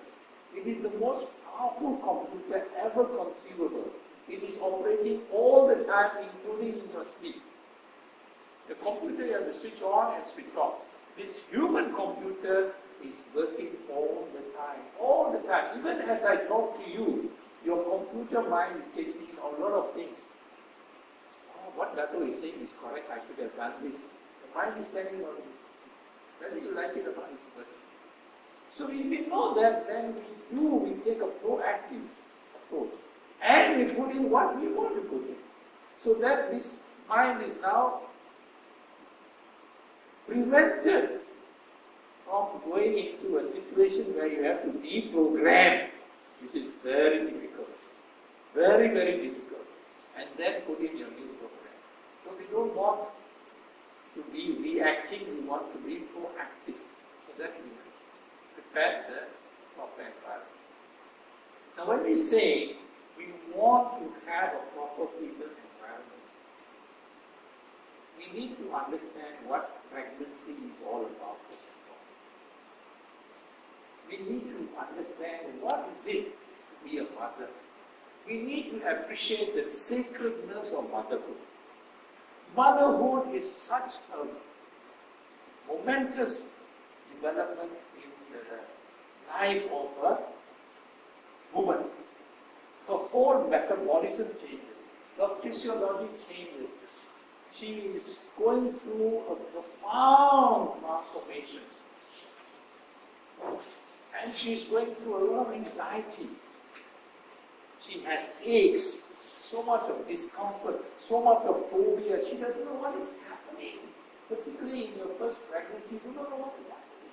She has a lot of phobia, tension, uncertainties, all kinds of going through the mind. aches, pains, unable to sleep. She walks differently. She has a dark walk after some time. And she's afraid that she might be disfigured. There's some who go through a lot of traumatic experiences. I won't be as beautiful as this. My husband won't look at me the same way. All kinds of things going through his mind. And all of these are affecting this baby. If it is not in a positive mode. She is unable to sleep well. She's got aches and pains. And every time a mother goes through birth, she runs the risk of death. Every time a mother goes through childbirth, she risks life. She risks death every time a child is. It is not a simple thing. Today, of course, not so many such cases because of the development of modern medical science. But in the past, it was very common. Childbirth and death of the child is very common. And of the mother, sorry, and the child sometimes. But it can still happen to me, and it does happen to me. So we need to appreciate all this, particularly husbands. They must be involved party. They must be conscientiously involved. They cannot just, stay away from the house, go and play golf, go karaoke. I want husbands to be there during the mealtime, to feed the wife, to massage her limbs, to take care of all her aches and pains, to be there involved. Some of you might be sniggering, I do, this Dato is some other world. This is not the real world. He is in some other world. Which husband is going to do these things? Huh? He is dreaming. This is some other world. We have to teach our husbands to do that. And they will be benefiting from it. Because the child is as much the husband's. It is so important to give total attention to the wife during pregnancy. And it is a 9-month period. So let us understand pregnancy in some greater detail. This is a time where the mother needs to be nourished. She needs not just the physical nourishment. What we normally get is the normal advice on physical nourishment, on enriching your health. But we need to give spiritual nourishment as well. Very, very important. Because that is the one that is going to make her feel confident, make her feel relaxed. She is tensed all the time. She has stress. She has phobias. She feels tired. She has mood swings. Nothing to do with her, but because of the hormone changes, all these things create a different situation. And if the husband doesn't understand, he reacts in a negative way. It's not going to help her, not going to help the husband. Because he doesn't know all these things. But if we are teaching the children, youngsters, or when they marry, they should know all these things. And they should follow these things. So what normally we have is, basically the doctor will say, you must eat so much this vitamin, that, then get the, calcium and fluoride and all kinds of things they will give you. Because they are looking at the physical development. You do an ultrasound to see whether the baby has got nice eyes, nice formation, legs, all okay. And what do we normally look for? When you have the ultrasound, what do you want to know? First thing you want to know what? Girl, boy. Huh? Pardon? Husband will ask. Husband will ask. Girl or boy? Why do you want to know whether it's girl or boy? Does it matter? Does it matter? Does it matter? Whether it's a girl or boy? Does it matter? I think they got nothing to ask, so they just ask. No. I think their most care is boy or girl. It is not care, so much care of how you feel. You are taking off this big balloon. This is a cultural fixation. In most Asian countries, they want a boy. They want a boy. But they don't understand. They don't understand. It's a cultural thing. They don't understand. It doesn't matter. It doesn't matter whether it's a girl or a boy. Yeah, this is all cultural things. But I can guarantee you one thing. Okay, I can guarantee you one thing. None of the sons are going to give birth. That I can guarantee you. None of the sons. They don't understand. None of their son is going to give birth. It is the daughter who is going to give birth to another child. We have to give attention to the daughter. None of the sons are going to give birth. I can guarantee you. They can carry the family name, but he's not going to give birth. So we need to understand, the Buddha said, all of us are born of woman. Whether we like it or not. We are all born of woman. If we are born of woman, we must recognize the sacredness of motherhood. Motherhood is a sacred thing. It doesn't matter which mother it is. It is in the Buddhist culture, in many of our traditions, historically. The minute, in many of our traditional Buddhist society, the minute you know somebody is expecting, straight away, particularly women, I must make a dish for her. I must find out what she likes. Because they feel that this is one of the most virtuous things. A wonderful dana you are doing. Because you are giving nourishment to the baby that is yet to be born and taking care of the mother. That culture we must reinforce. It's died already now, the modern world. Modern world, your neighbor giving birth also you do not know. Huh? But my wife, the minute she knows something gives birth, even friend, automatically.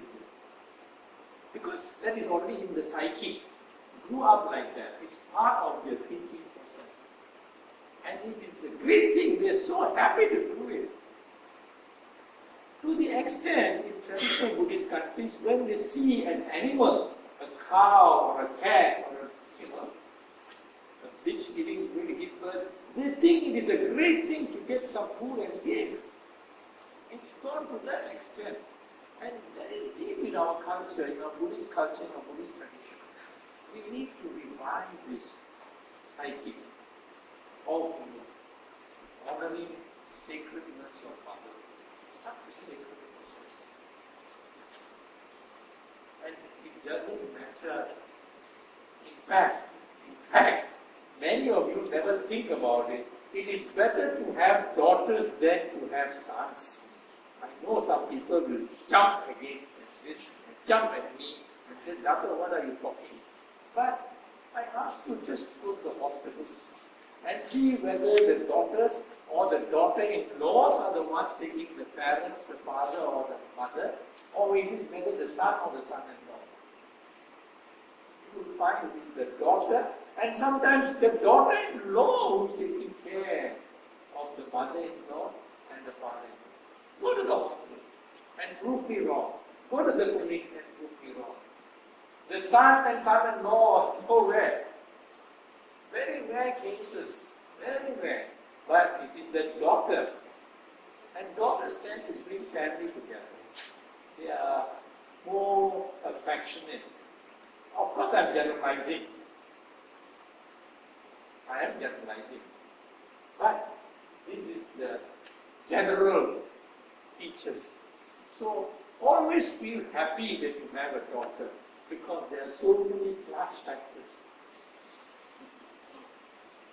And the other thing we fail to understand is it is not when the mother is going to give a baby, give birth to a baby, that we need to give all the calcium and fluoride and all the nourishment.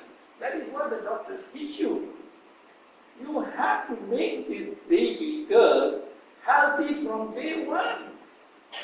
Because the fluoride you give just before pregnancy is not going to work. This is the sad part of it. You cannot have instant noodles. The body takes a long time to develop. It's not just before birth you can give all the supplements. They don't use. Supplements must be given much earlier. So we need to teach all these things. And this is the responsibility of not just the parents, it's the responsibility of the community, it's the responsibility of the government, of leaders, to invest all these things in an expectant mother. They should give, I have recommended 4 years maternity leave. Today they are still struggling for 3 months maternity leave. And still must go on a signature campaign. I have recommended in the book 4 years. Yes. Dato is dreaming. Huh? What is important? That period when the child is growing is such an important period that the child needs the mother. The child needs caring in the home. Not an Indonesian maid, not a Filipino maid, not the TV, not a nursery school. All is wrong. We used to have extended family where the grandparents and everybody is looking after this baby. That's why we have all these problems. So I can't go into details, but that is how. And some countries already give it 1 year. And if you want extra, it's optional for you. You can do all this. Or you can do flexi time, work from the office. So many Scandinavian countries already doing it. And I was told that maybe Hungary or some country is talking or doing 4 years. So I am not dreaming.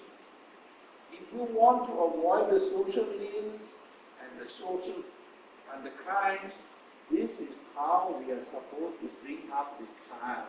This child needs attention, this child needs emotions, this child needs love, affection, caring. And the more we invest, the more we are sure this child is not going to become a problem. We are spending billions on all these social ills and crimes. We can save all of that and give 4 years maternity leave. The bosses don't like me, I know. Many leaders don't like me. But we will prove them wrong. The more we show the children are behaving this way because of the lack of care of the family. Because the mind develops very fast the first 5 years. After that it's too late.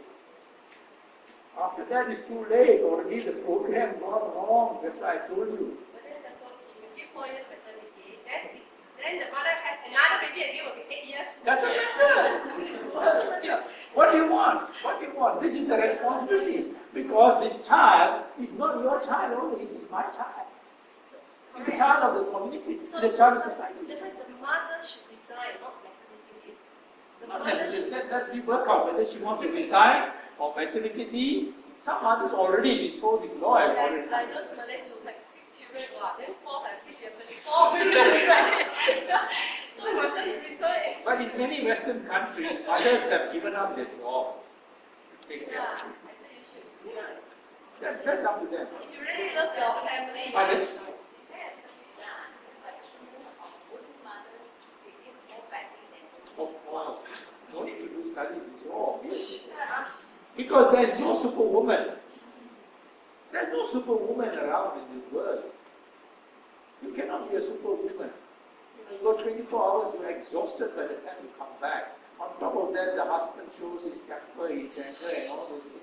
What are you to do? Oh, you go, of course, it's not a rule, but you find in drug addicts and all delinquent behavior, there is a dysfunctional family. Very, very common factor. So the chances are, the propensity is very high. Where there is abuse and all kinds of things, broken homes, they go for. It's not a rule. Because we can understand sometimes the karmic factors, even if the seed is good in the bad and for the ground, it will grow. A good seed, parents wonderful, everything wonderful, but the seed is rotten, then you can't do it. That is the karmic thing. We can explain, we can understand. But general rule, sociological, cultural, environmental, all these other factors come together. General rule is when the environment is not conducive and where there is neglect and there is malfunctioning, because more than even animals do it. Even animals care for the young. They don't discard the young. And if you read my Martin Mosaka, it's beautiful how elephants, how they bring up the young. Not just the parent, the whole community is involved in nurturing this baby. They take care of this baby. And the whole community is involved in the pregnant, expectancy mother. It's so beautiful, it's there in nature, and we are part of nature. We forget that we are part of nature, we are very much nature. But all the other influences have made us unnatural and behaving in an unnatural way. Therefore, we are asking for trouble because we created the problem. More than animals, human beings need all these things because we are emotionally, more intelligent and capable of all kinds of things. Therefore, we need this nourishment more than any other animal. So that is what I want to emphasize.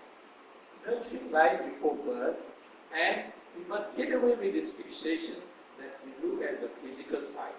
Of course, most of you know about the doctor will give you a chart, the technique of the nourishment. They say you must take so much of protein and all these things. And that is what we have been taught all this time. And every time we go, we find out what is the weight to the gain of the mother, weight gain, so that we know that the baby is growing physically. Then we go for ultrasound, we look at the physical thing. We go for ultrasound, we want to know boy or girl. And when the baby is born, if the girl not so happy, boy very happy. All this is all unnecessary. We have to change the thinking. And we must move away from the physical side of things. Physical side is not everything. And going back to my main concept of mind and body, and this is very much in Buddhism, we need to recognize that the mind is more important than the body alone. And Tai Chiao or Gamba Parihara, the Buddha taught, it is very clearly emphasized, underlined, that we need to provide nourishment for the mind. So, what is the first nourishment that we need to give in the spiritual side? We need to nourish this mother with Shraddha. In Pali it is referred to as Saddha. In Sanskrit it is referred to as Shraddha. Shraddha means confidence. Shraddha means confidence. And this confidence is vital for a mother who is going through momentous, as I said, profound changes. That gives her the strength of courage. Confidence gives her courage, and takes away a lot of the phobia in her. And we can draw Shraddha from the Shraddha of the Prince Siddhartha, the Buddha. The whole life of Prince Siddhartha is driven by Shraddha. He had confidence in himself. He believed in himself. Today, these modern gurus, modern trainers, Zig Ziglar, Anthony Robbins, Stephen Covey, Napoleon Hill, they talk about the mind. If the mind can conceive, then you can achieve. The Buddha had talked about it 2,500 years ago. They use new jargon and they are giving it to you. But we have it and we don't understand and appreciate it. The Shraddha means you have the self-belief. But more than self-belief, the Buddha said, the Shraddha should not be a blind faith. He went even further. Just don't believe because I said so. Don't believe blindly and follow blindly, but believe with understanding. You need to understand. If you understand and you have the belief based on understanding and knowledge, then this Shraddha is going to be very powerful. He was able to achieve enlightenment, Bodhi, Buddha Bodhi, because the Shraddha in him made him go through all kinds of trials and tribulations through his self-effort, self-realization, self-reliance, self-actualization. All this by his self-effort. He could achieve that such great perfection of mind and body. So we are only asking you to achieve much simpler, much easier things. So the mother can derive a great deal of Shraddha. And we need to give this Shraddha in understanding the Buddha Dharma, in following the Buddha Dharma. She has to become more and more conscious of her religious involvement, religious activities. The more she gets into kind of psychic and beyonds, the more confident she develops. So she has to develop Sila. The first step is to become Pancha Sila. Observe the 5 precepts with confidence. If she is able to practice this with confidence, with understanding, she will not feel afraid. The phobia will go away. She will be very calm. Then from Sila, Pancha Sila, she goes on to Brahma Vihara. We talked about Brahma Vihara, the 4 sublime mental states of Metta, Karuna, Mudita and Veda. She develops this Brahma Vihara in herself. And as she develops this Brahma Vihara, the baby is bathed. Bathed with all these wonderful feelings. Every day the baby is bathed. These wonderful feelings. And this baby learns the emotions of the mother affects the baby automatically, whether we like it or not. Automatically, if the mother is angry, the baby will feel anger. If the mother is calm and relaxed, the baby will be calm and relaxed. If the mother is tense, the baby is tense. Scientifically, medical science have already shown how the mind of this unborn baby is functioning. They have photographs, pictures of how the baby breathes and is tense, is smiling. The babies are smiling. All these pictures are there. So, as she goes on this conscious, mindful practice of the Buddha Dhamma, she then goes into the Eightfold Path practice. She practices Eightfold Path. She is mindful of what she is doing. Now, Eightfold Path, the easiest way to remember Eightfold Path, you don't have to memorize it.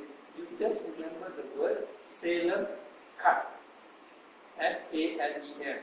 Salem, and then C-U-T-R. Right? Salem, C last word, and U-T on top. So, understanding, thought, speech, livelihood, action, all those things you can remember. Although this is a very holistic program, all of this is going to influence the mother. Now, a combination of all these things will make sure that the mother would be mindful and heedful. This helps the mother to be mindful and heedful. She will not do things that is going to affect her and going to affect the baby. It gives her the confidence, the strength to say, I will be able to go through this traumatic experience of childbirth. And giving birth to a child is not easy. It is not easy. Many husbands, take a lot of pride and courage. They say they want to see wife giving birth. But when the child mother is giving birth, they collapse. They cannot stand the blood, they cannot stand the pain, they just collapse. So can you imagine what the mother goes through? The pangs of childbirth is so inexplicable. You can't explain this. Words can't explain, but the mother goes through. So all the more reasons she needs all this support. So we have done all the religious aspects, the spiritual aspects, in terms of developing the Shraddha of the mother. Then that is the first step. The second step is we need to then reinforce this through paritas. In the Buddhist practice we have paritas.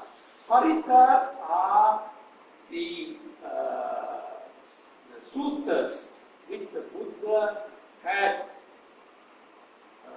administered, which has got protective value. Paritas are verses which provides you protection. And there are the various paritas which during the Buddha's time he used for helping to cure, to get over illnesses. He himself used a lot of paritas. But he made it very clear, and this is important for us to understand, that don't entirely depend on paritas blindly. That if you are not well, if I do the paritas or listen or recite the paritas, I get cured. No. If there is a problem in terms of, let's say you got an infection, by all means you must go and take antibiotic. He doesn't say don't take medicine. He himself took medicine. And he had Jivaka, the famous doctor. He took medication. There was Ayurvedic medication, all kinds of he took. Because certain things require this input. But at the spiritual level, the paritas help you to have greater confidence. And modern science has proven that if you have Shraddha and the belief in the paritas, whatever medicine that you take is going to have beneficial effects. Faster, more effective treatment will come. So that is very clear. Don't just say, oh, the Buddha said paritas, I don't have to take medicine, I don't have to go and see doctor. You have to. If there is an infection, you have to treat the infection. Don't just say, I say the parita, all will be okay. No. And there are some religious leaders who say, don't believe anything, just believe what I say, you do that, don't go doctor. There are many, and many follow blindly. There is this famous case of Reverend Jim Jones in Guyana, not many years ago, and still there are so many other people who just say, just follow me. All these so-called newborn, Godheads. And many people commit suicide and do all kinds of weird things because the so-called leader said, just believe in him. No. The Buddha said, these are going to help, but don't just be dependent on them as such. You have to do certain other things as well. So please bear that in mind. By all means, take your antibiotics, go to the doctor and do all the other things, but paritas is an additional therapeutic. These have got what is referred to in modern science as therapeutic benefits. So you get double, two-pronged approach. Even the Shraddha has got therapeutic because confidence straight away can cure a lot of things by the sheer confidence. So with paritas, you have that. And in the paritas, why I'm taking some time because the paritas is so important in Buddhism, because the paritas themselves, invoke the blessings of the truth of the Dhamma. Because the paritas are all, if you translate, if you understand the paritas, there is truth in the Dhamma. And invocation of the truth in the Dhamma will create that kind of blessings. Paritas are blessings, protective verses. And in terms of motherhood, pregnancy, very, very important parita is the Angulimala parita. It was proven, even during the time of the Buddha, once Angulimala, you all know, I wrote this book, it's out of print. I will try and get it out soon, it's in print, reprinting now. The Angulimala parita is a very powerful parita for expectant mothers. In traditional Buddhist countries, it is recited.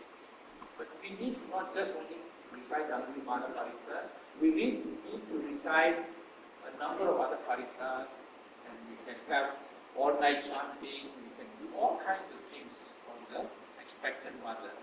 The Vihara of that month, all expectant mothers can come for a all-night chanting, or at least the two sutras, the Pariyana Sutta, the Ratna Sutta, and the Mangala Sutta.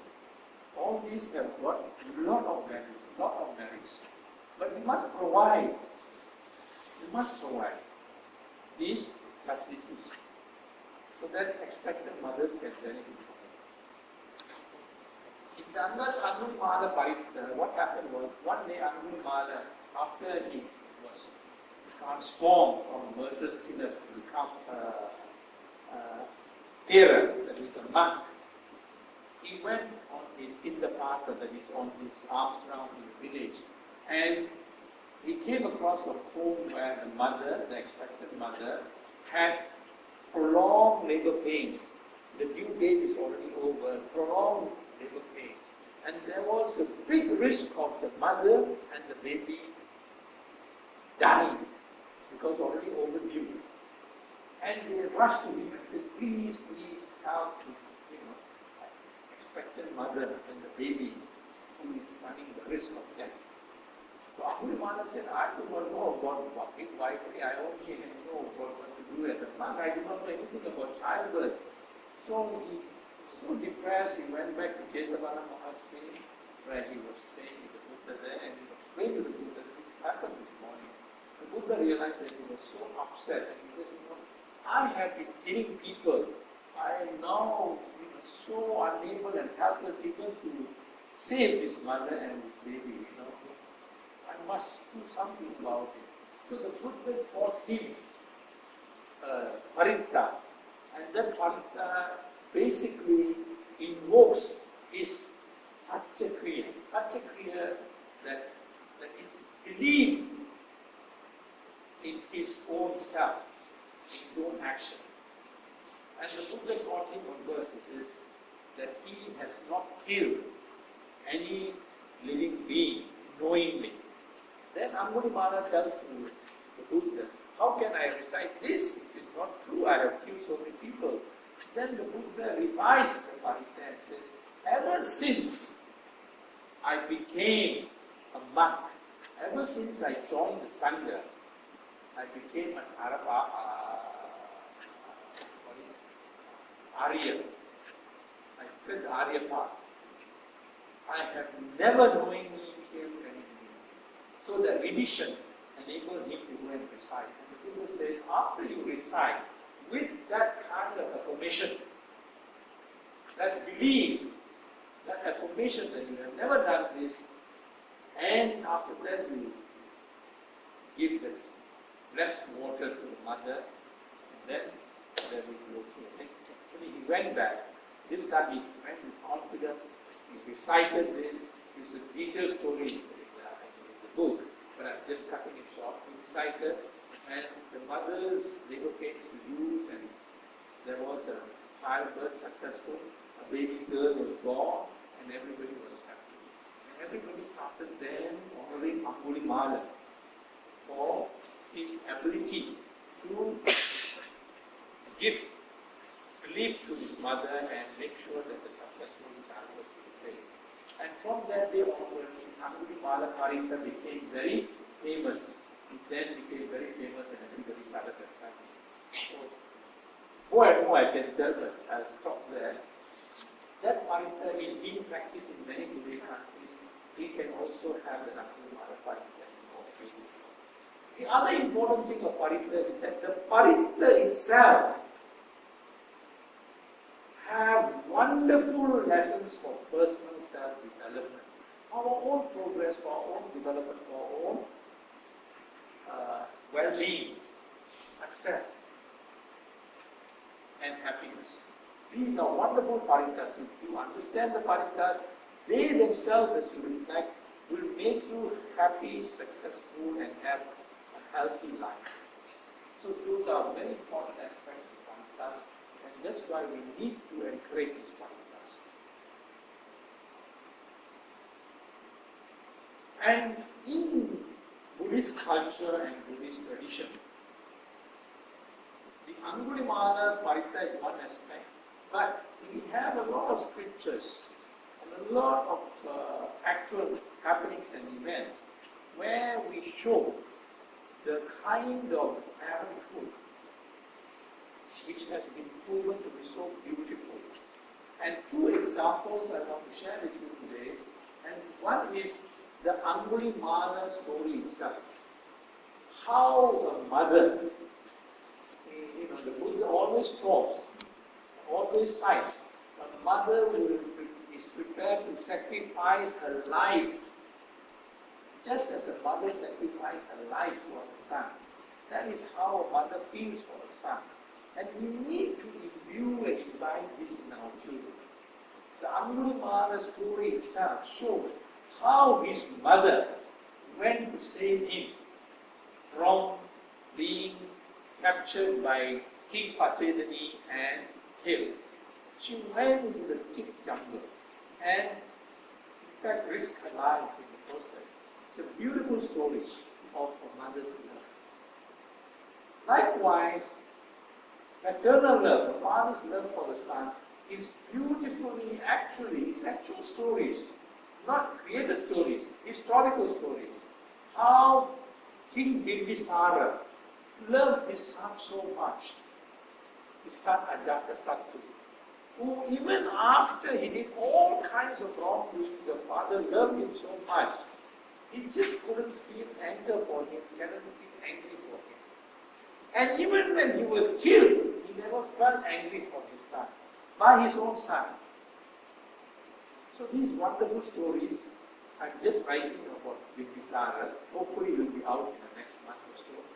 These stories we must provide to our children. Let them read and feel what a mother's love for them is. Make them feel what a father's love. Undying love, unremitting love. It cannot change. And this is what the Buddha taught.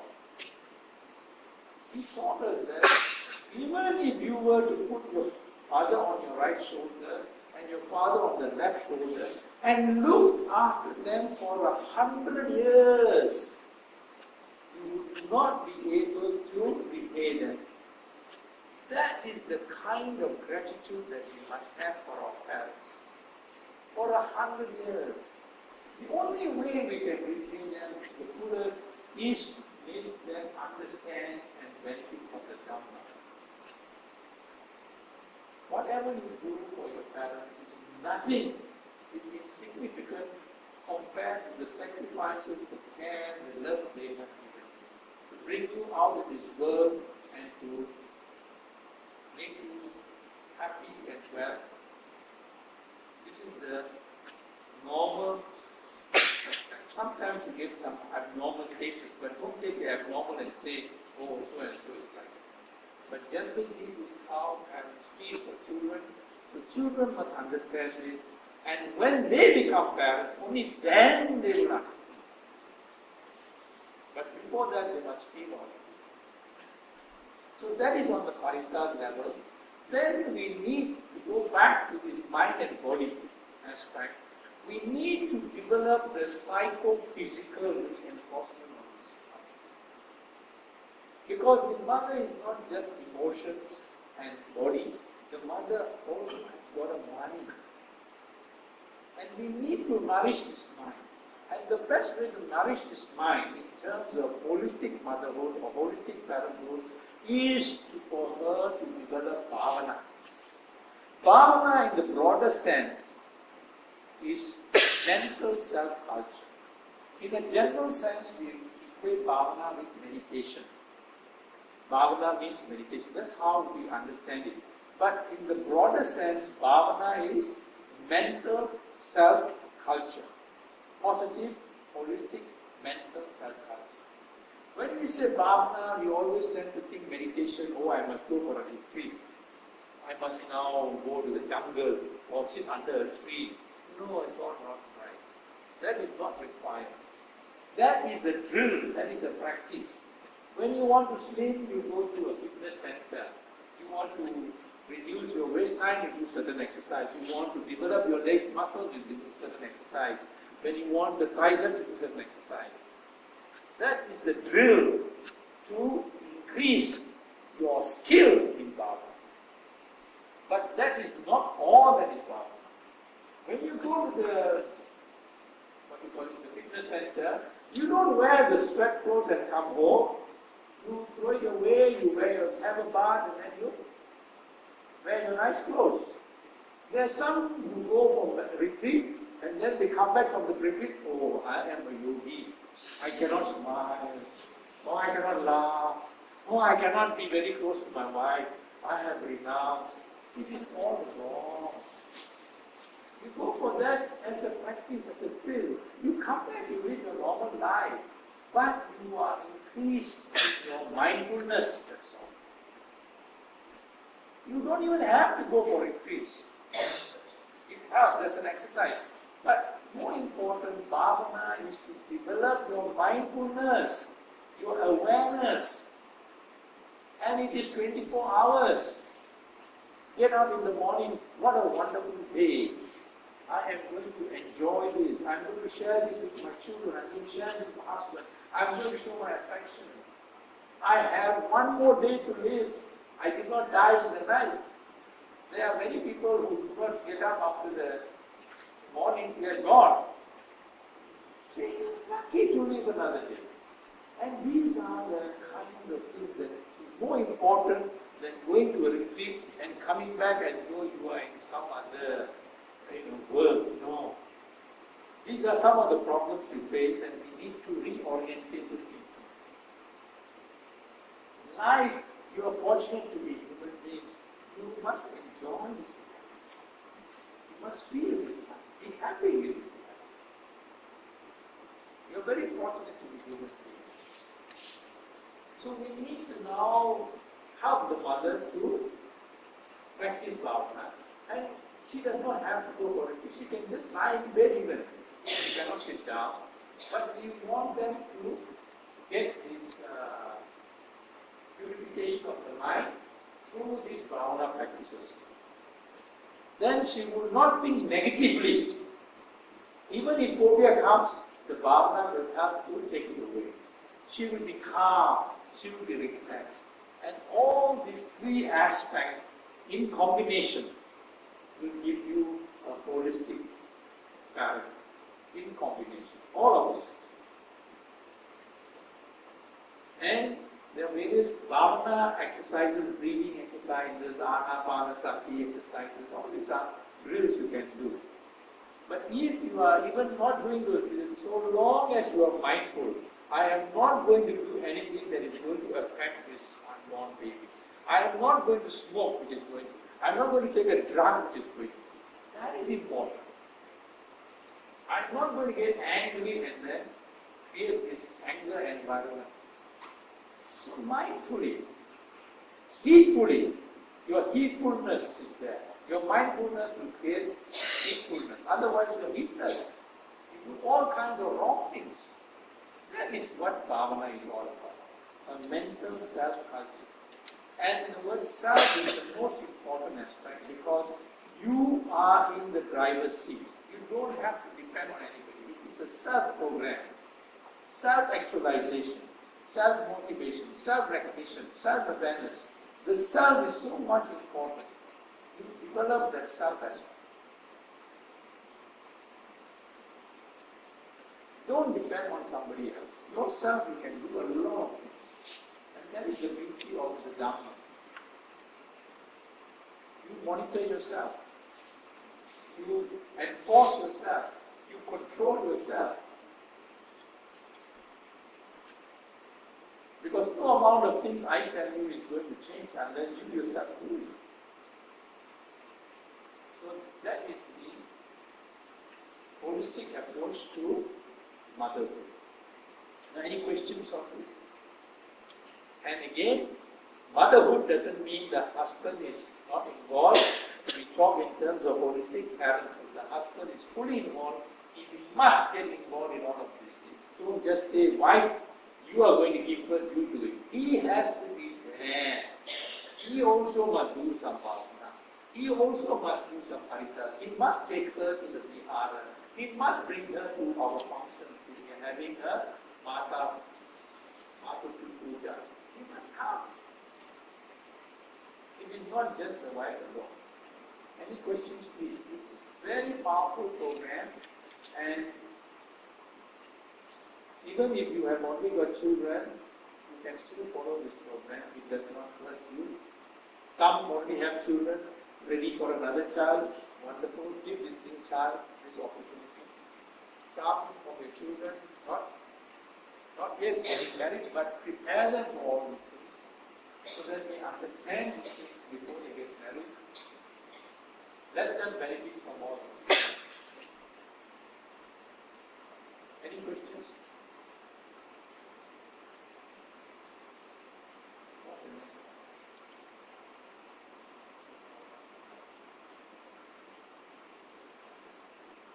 That's it. Bhavana, as I said, I've covered all of this. Anapanasati, there are various other small bhavanas. Mritta bhavana is a wonderful bhavana. Mritta bhavana, where the mother develops loving kindness as normal practice, where I talk about friendliness and benevolence to others. As she practices that, she practices benevolence to her own baby. And that generosity creates a very good ambience. Now, I missed out a few things, and that is the scientific aspect. This is not just the Buddha's teaching. All what I taught you, what I went through with you has got scientific implications.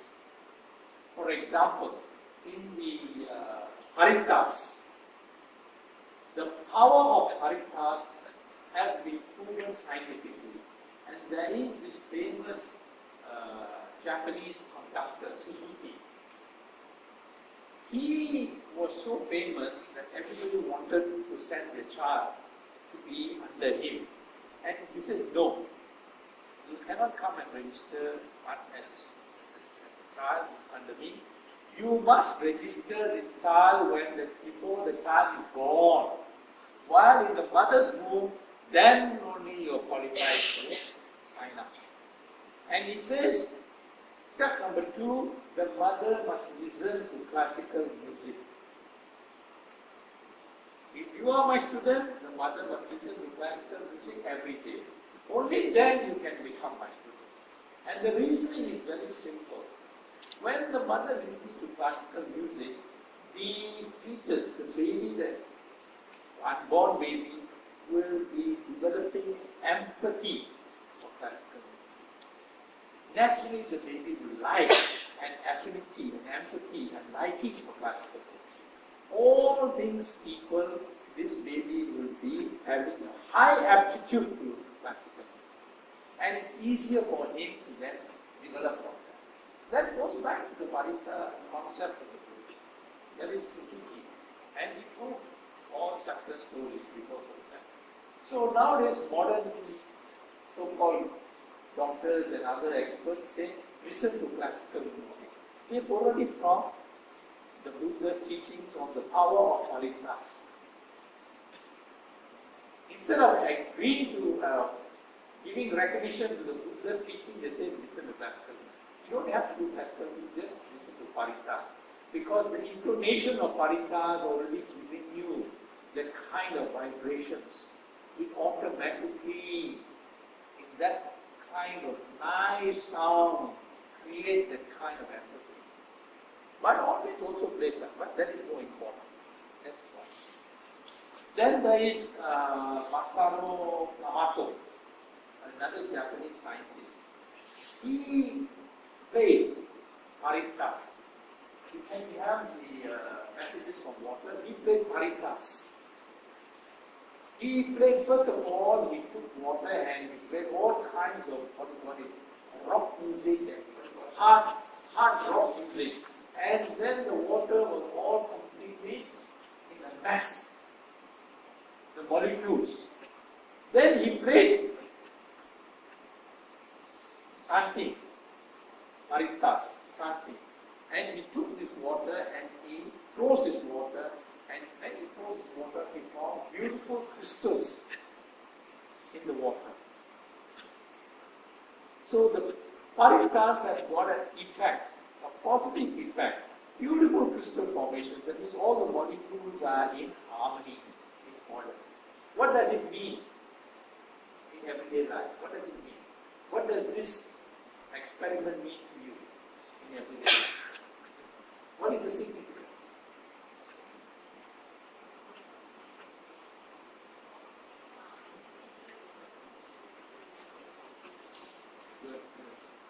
And the most important thing is 3/4 of our body is made of water. That means the minute you listen to Paritas, 3/4 of your body is automatically affected. This is proof.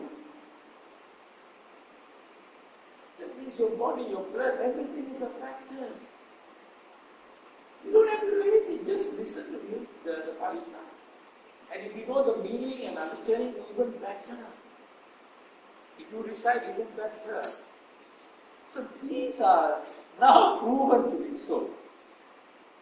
And in terms of bhavana, there have been so many experiments, so many scientific experiments and medical experiments to show that bhavana has got this ability to improve your blood pressure, all the psychosomatic.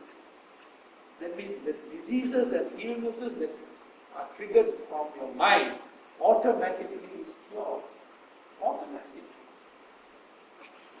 No medicine. Insomnia, the mother has got this problem of insomnia, sleepless nights, pains, aches, all those things. Bhavana will help. Sound sleep to metta bhavana. It's all proven today. That's why the West is following bhavana in a big way. Because they have found that this is going to create well-being, wellness. And wellness is not just not getting sick. Wellness is a much more positive aspect of life.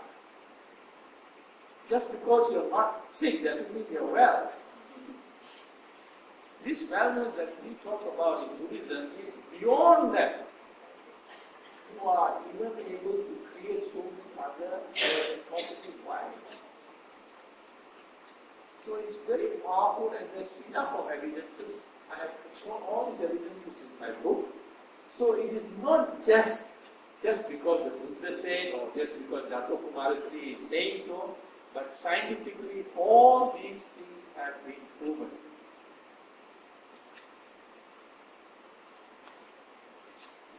Any questions? Any questions?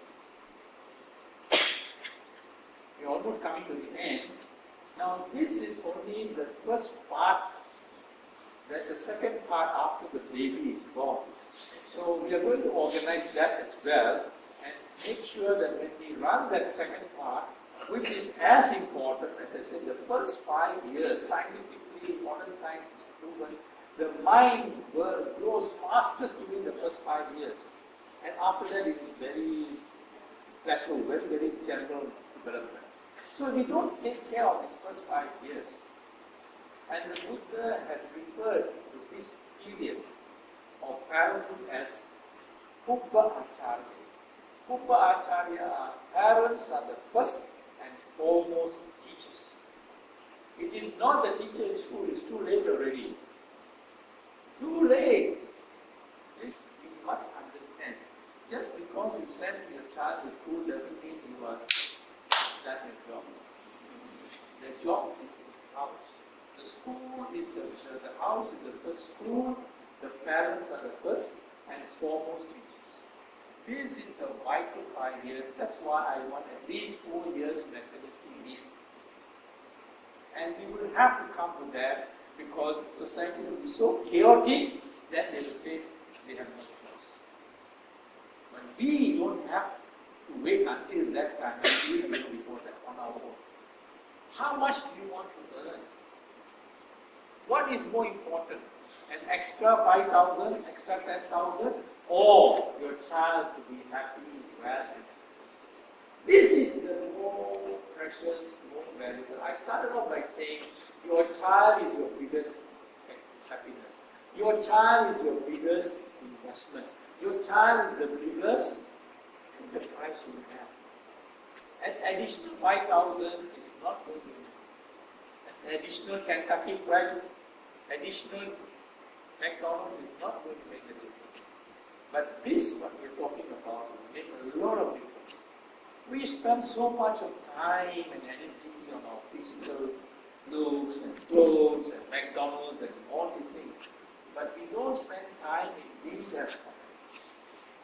You don't spend any time, in fact, in developing the mind of this child. We don't do it at all. Definitely we don't do it consciously. But from today onwards, I want you to get consciously involved. Knowingly do it. Do it with understanding. We are prepared to spend 100 ringgit every weekend with the whole family for Kentucky. But we are not prepared to come here for a free talk by Dato Kumaraseri. We are prepared to spend 5,000 ringgit to go and listen to Stephen Covey. And he goes to a big stadium and they say, oh, wonderful. All this is Buddhism, and we pay. And you pay extra to sit in front. But Dato Kumaraseri is coming and giving free talk. Oh, must be kacang putih lah. It's a free talk, must be kacang putih. It's nothing. But if you charge 5,000, 2,000, oh, must be very good. Otherwise, they won't charge so much. That is how our mind thinks. Brother No can charge 1,000 ringgit, 500 ringgit. He can charge, not that he cannot. But the problem we have is, we do not know what price to put. Because what we are talking is priceless. I don't know what price to put. How can I put a price between this child who is going to be successful, happy, and well? What price can I put? Can I put a price? It's priceless. And this is, we're talking of a life for always. How can I put a price on a child who worships the parents, who honors the parents? What price can I pay to make this child do this as part of his natural upbringing? I have had parents come and tell me, Dato, thank you so much. My daughter is now well-mannered. We wish each other so people too. She worships me before going to school and before going to bed. We don't have these quarrels in the house. We are so calm, so relaxed. We are so much close to each other. That is priceless. We can't put a price. And that's why we make it as free as possible. But we want you to practice, we want you to benefit, we want you to pass this message to your children, to your neighbors, to everybody you can. Because you will be blessed for it. You will be blessed for taking the Dharma to somebody else. That is the greatest gift you can give to anyone. Not the Kentucky Fried Chicken, not the bouquet of flowers. We spend bouquet of flowers, we send birthday. What for? It withers and we throw it away. But these Dhamma activities, these Dhamma books, all our pujas that we're going to give from others, come, support the Vihara, support the organization. You will benefit and your children will benefit. I want to see children, I want to see youngsters, I want to see everybody as a family all the time.